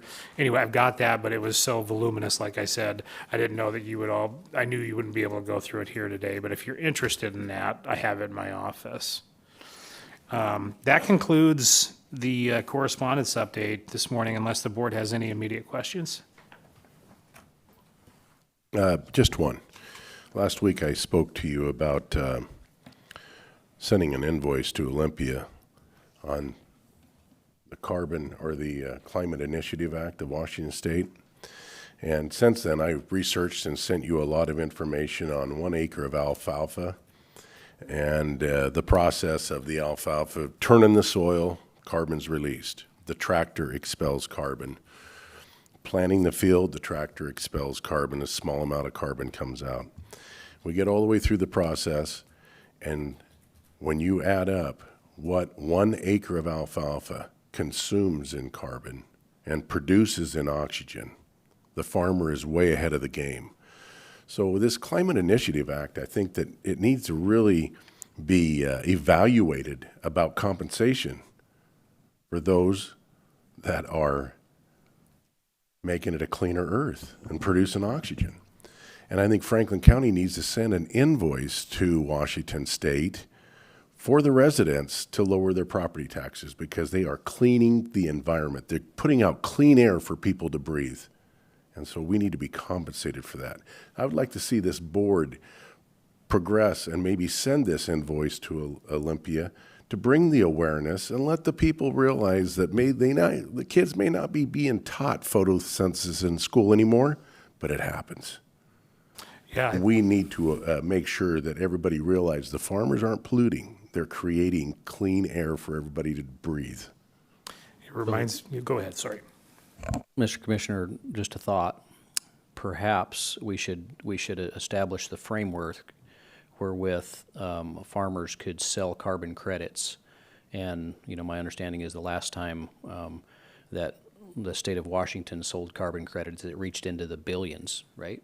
Yeah. I think it was multiple $1 billion. What if we were to establish a framework where that farmer that's farming 300 acres of alfalfa, he could, go through the process and value it out, and he could go and sell on the open market that is apparently worth millions and millions carbon credits to the people that need them. And so instead of sending the state a bill, and maybe we sell carbon credits on the open market from the farmers and the people that have them in our community. That's a great idea, but then we're playing their game. And I want this game blown up because this is a game that's going to hurt people and help people. Oh, it's already hurting people. Oh, I know it is. And it needs to stop because this is one reason why the HAPO Center is no longer even a lucrative thing for Franklin County because we can't meet that Clean Energy Act no matter what we do. Even if we hang solar on the roof and put the battery outfit out there, we're still going to get fined. And it's going to start next year, taxpayers. We're going to get a bill from Olympia that we're not meeting the Clean Energy Act of this building code, and we're going to have to pay your taxpayer money to Olympia, so that's why I want to charge them. This is the whole point. You want to play that game? We'll play this game with you, and let's take it to court, because this is truly a travesty for the American people of Washington State trying to live under these laws that they're passing and these Clean Initiative Act that they've created. And if we play the game, some people are going to get hurt. It needs to go back to where we don't have a game to play. We just be citizens. And that's what I'm saying. I don't want to play that game. I want to send them a bill. So if they're selling carbon credits, what are they doing to? Oxygen producers? Yes. Nothing. I mean, what are they selling other than just taking your money? Exactly. It's a feel-good thing. It is. Yeah. It's a game. It's like people that feel guilty about taking too many jet-setting vacations, they can lower their guilt by purchasing carbon credits, and there is no intrinsic value. It's sort of like some of the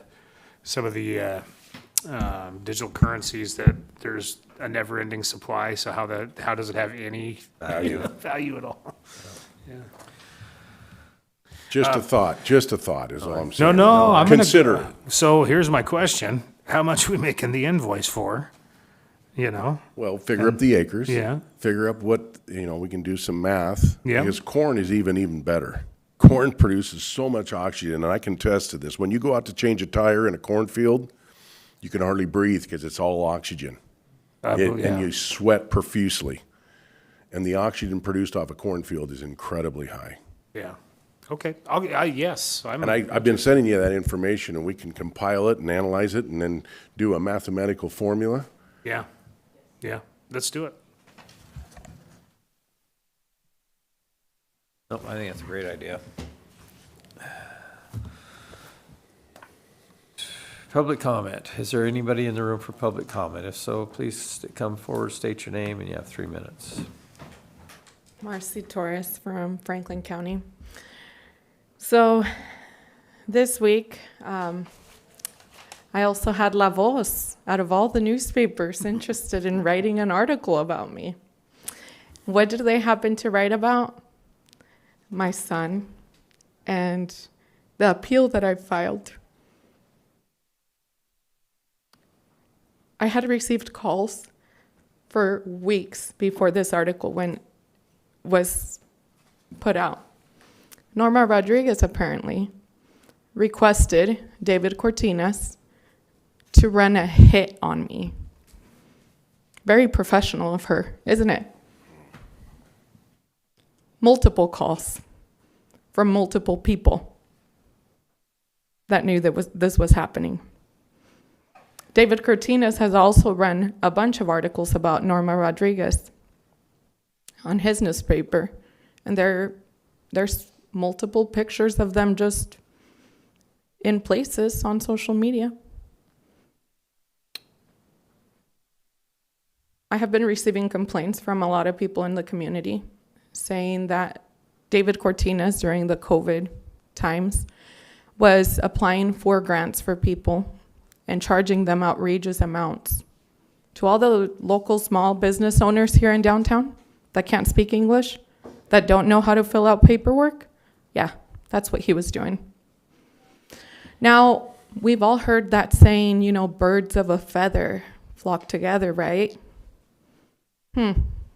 If my math is mathing and Norma Rodriguez is protecting a rapist and hanging out with someone who was convicted of alleged drug crimes, David Cortinas in Walla Walla in 1985, I believe.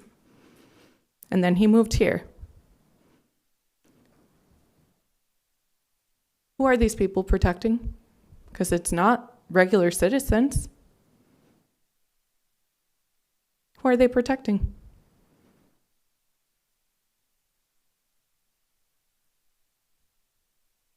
I find it hard to believe that he runs a newspaper free. Nobody reads it. I can tell you everyone sent me messages saying I've never heard of this newspaper, but I read it because your picture was slapped on it. So he's blasting my son's supposed declaration, which the judges here did everything they could to not let my son testify, to not come in, to not assign a guardian ad litem. They did everything they could to keep me from even finding out the truth of what was going on. To this day, my son doesn't even know why he can't come home. And that's ridiculous. So we have a pattern here, and I find it really hard to say that this is by mistake, that Norma Rodriguez is a good person, but I don't typically hang out with rapists, and I don't hang out with people that sell drugs either. Thank you. All right, anyone else for public comment?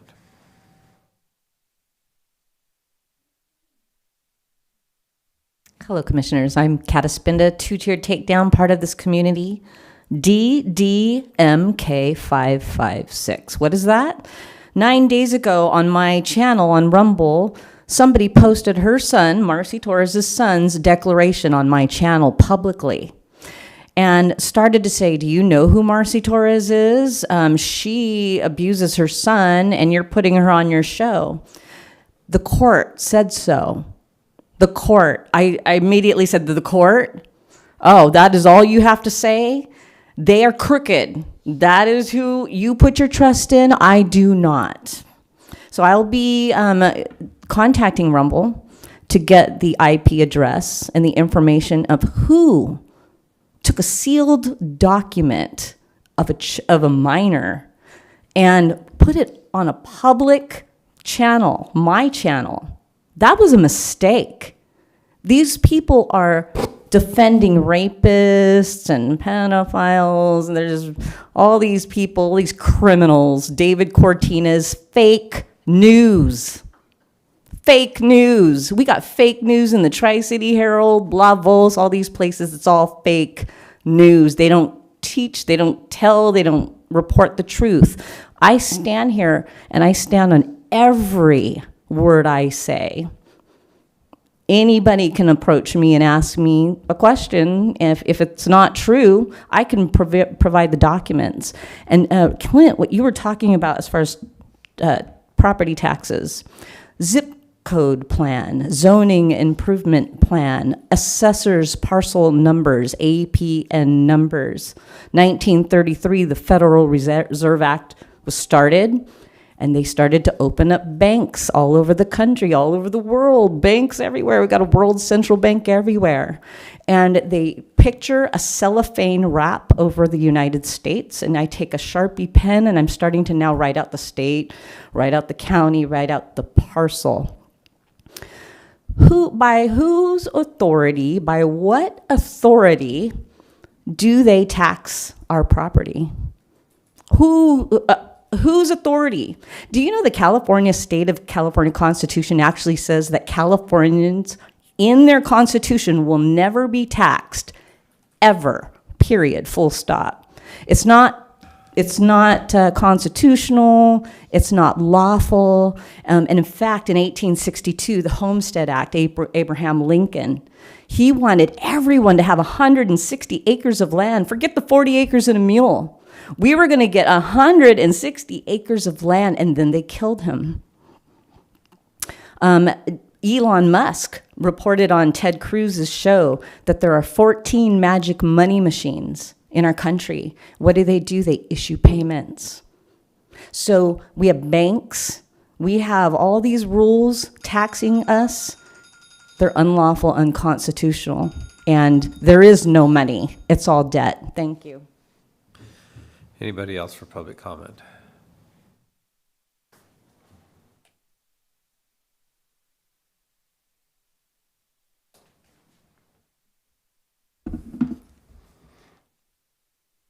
Yeah, Mitch Snowpasco again. Again, I've held my tongue for a long while. I've been very, very patient. Mr. Didier, I appreciate you paying attention to these ladies and me coming up here to tell you guys about a problem. I appreciate seeing your eyes when you look up and actually pay attention and listen to us. It's a goddamn problem. Excuse my language. You have judges that are criminals. Judge Stam is a criminal. Judge Shea Brown is a criminal. Judge Andrew Howell is a criminal. They're committing crimes on and off the bench to people, sending people to harm litigants that complain about them or try to expose them. And they're also telling you guys that you're too stupid or you don't have the balls to do anything about it. They're saying that the sheriff is too stupid and doesn't have the balls to do anything about it. Checks and balances, people, they are overreaching and committing crimes against children, against people.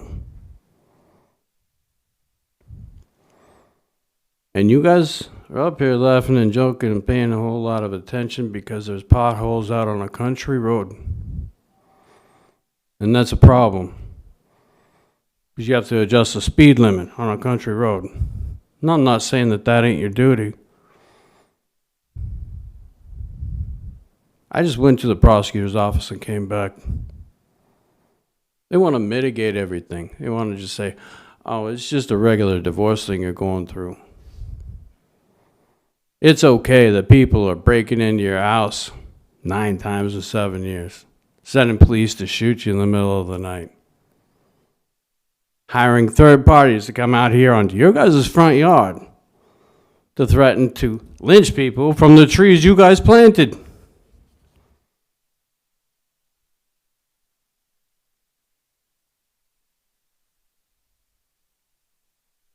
Think about that.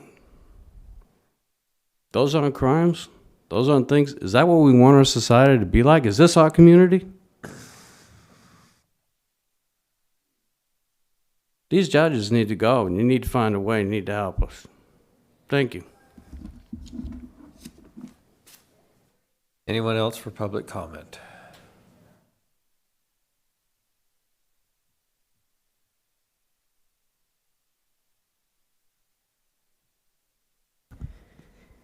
Melissa Good. I'm a member of this community. And before the situation transpired where my daughter was groomed during classroom time by her teacher, I would have been 100% for banning cell phone use by kids in school. It is absolutely a distraction amongst many more things. But the other side of this topic is this.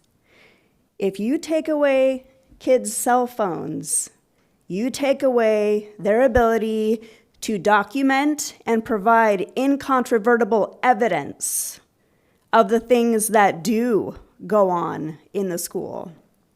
Because they won't allow any sort of cameras in classrooms. And I find that really interesting, and it's because of the teachers union. Gabe Galbraith says here, because I said, why don't we have cameras in classrooms? How about we get rid of the predators in the school system that are internally there, and then we can put cameras in classrooms, and then we can talk about banning kids from having cell phones. How about that? Sounds like a really good idea to me. But I'm no longer naive and innocent and ignorant like I used to be. I know that things go on now with teachers that are completely inappropriate, so I can't be for banning cell phones from kids in schools anymore. Before, when I didn't know about what goes on, I would have said, absolutely, let's do that. That's going to be what's in kids' best interest, to learn, undistracted. Gabe says, I'm just saying, in my opinion, the state won't do that. My guess is the teachers union would be extremely opposed to it. Why does the teachers union have all this control and power? Why don't parents take back their power? I'm telling you right now, if my daughter was still in grade school, middle school, high school, whatever it may be, I don't care what the policy is, I would be telling her, you will keep your phone on you at all times. Yes, you will keep it in your pocket, but if you see anything funny or weird going on, I want you to film it openly, and we'll deal with the consequences later. Because let's have proof, because guess what? You won't be protected by the school. So what are you supposed to do? You have to arm your kids with phones these days, sadly. He says, I don't even know of a state that allows for cameras in the classrooms, though a few states allow it in special ed classrooms. Now, why would they allow this in special ed classrooms? Because kids can be violent and unruly and uncontrollable, and they're going to need proof of what happened with the child and how the staff member responded and whether it was appropriate and correct or whether it was using undue force or not, right? It's for the protection of the child and the employee, both sides, just like with our police cams. It's for the person's protection and for the police officer's protection. I worked in the pharmacy field for over 20 years. They filmed everything in the retail environment, counting, pouring, affixing labels, being with someone at the counter. You're filmed in every way for a reason. Is there anybody else in the room for public comment? If so, please come forward.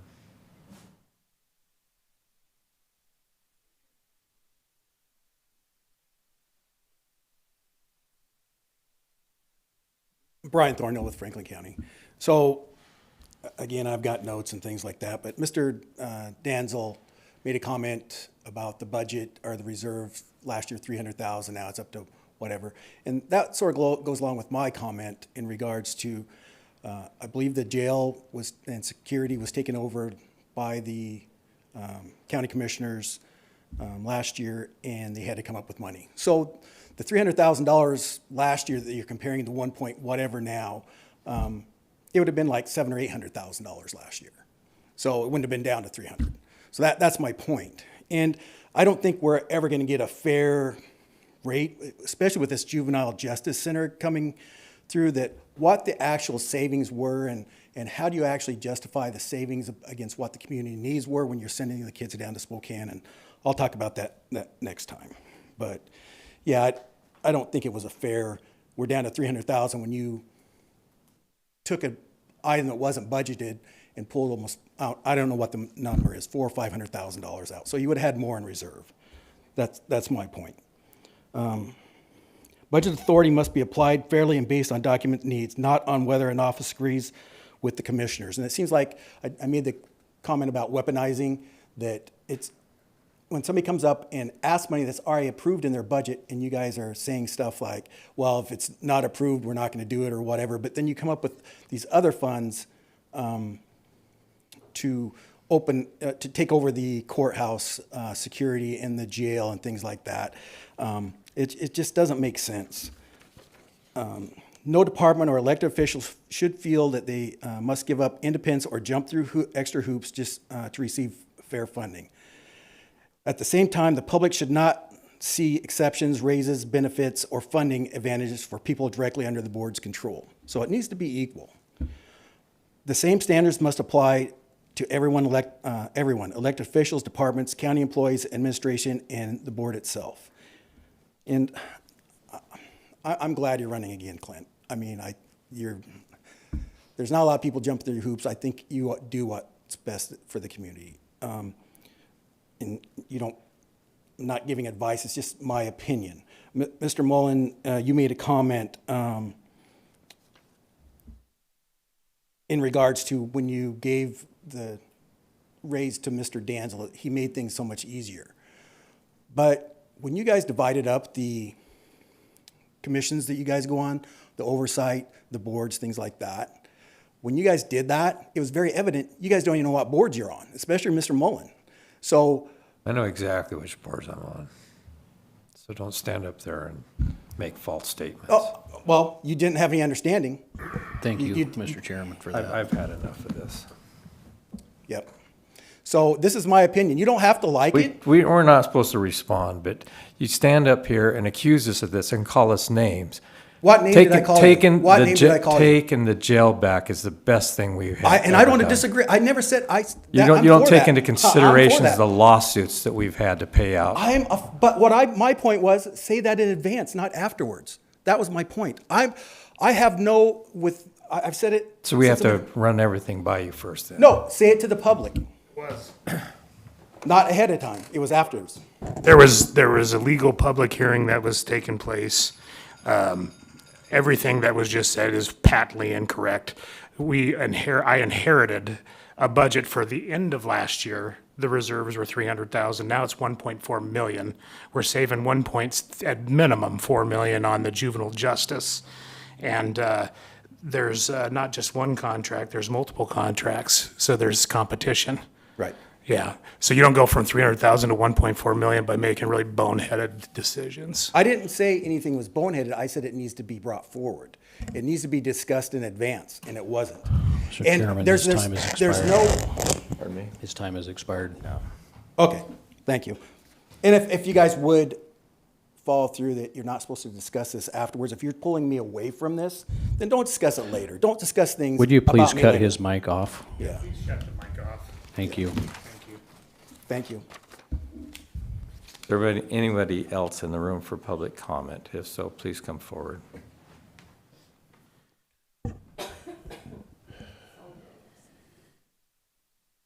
Joel Prantle, Franklin County. I want to thank all you guys because you know what? You guys have to take a lot of heat from a lot of different people. And you know what? You guys do a great job. I want to just thank you today. That's it. Thank you. Thank you. Anyone else in the room for public comment? Sir, did you want to come forward with anything? Okay, all right.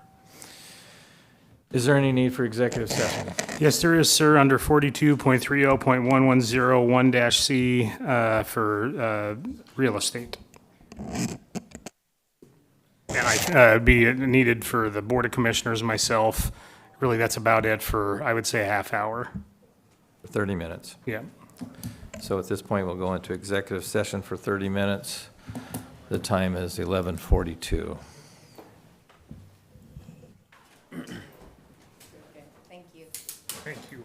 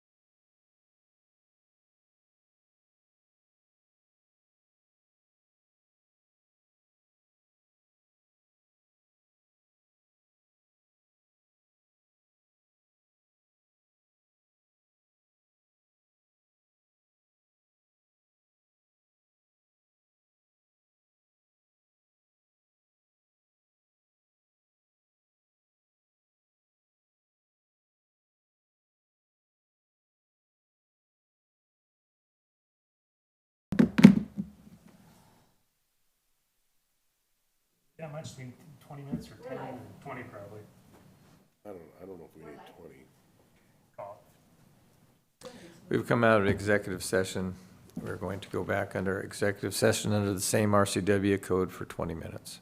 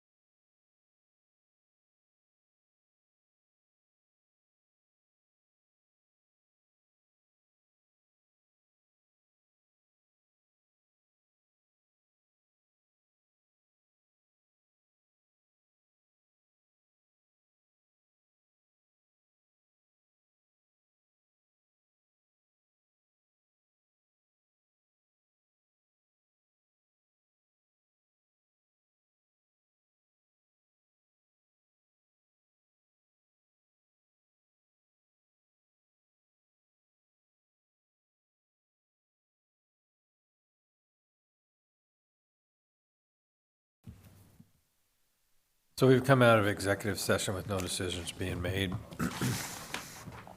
Is there any other business for the good of the county? There is, Mr. Chairman. I move that we amend our agenda to add 2 potential action items. I second. What are the 2?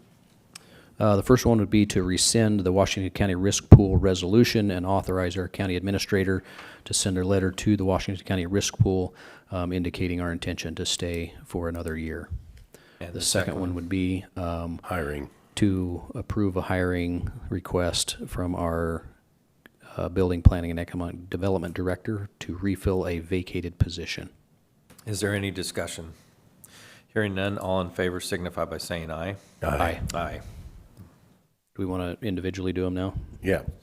So, Mr. Chairman, I move that we rescind our resolution telling Washington County Risk Pool that we intended to leave them as our insurance provider and authorize our county administrator to send them a letter indicating our intention to stay. I second. We have a motion and a second. All in favor signify by saying aye. Aye. Aye. Motion passes unanimously. And, Mr. Chairman, I move that we accept the request and approve the request made by our Building Planning and Economic Development Director, Mr. McCart, and authorize him to refill the vacated position in his office. I second. We have a motion and a second. All in favor signify by saying aye. Aye. Aye. Motion passes unanimously. Any other business for the good of the county? Hearing none, this meeting is adjourned. One thing, real quick, after we're adjourned and shut off. No workshop? No nothing? Thanks, Jamie. Appreciate you. Thanks.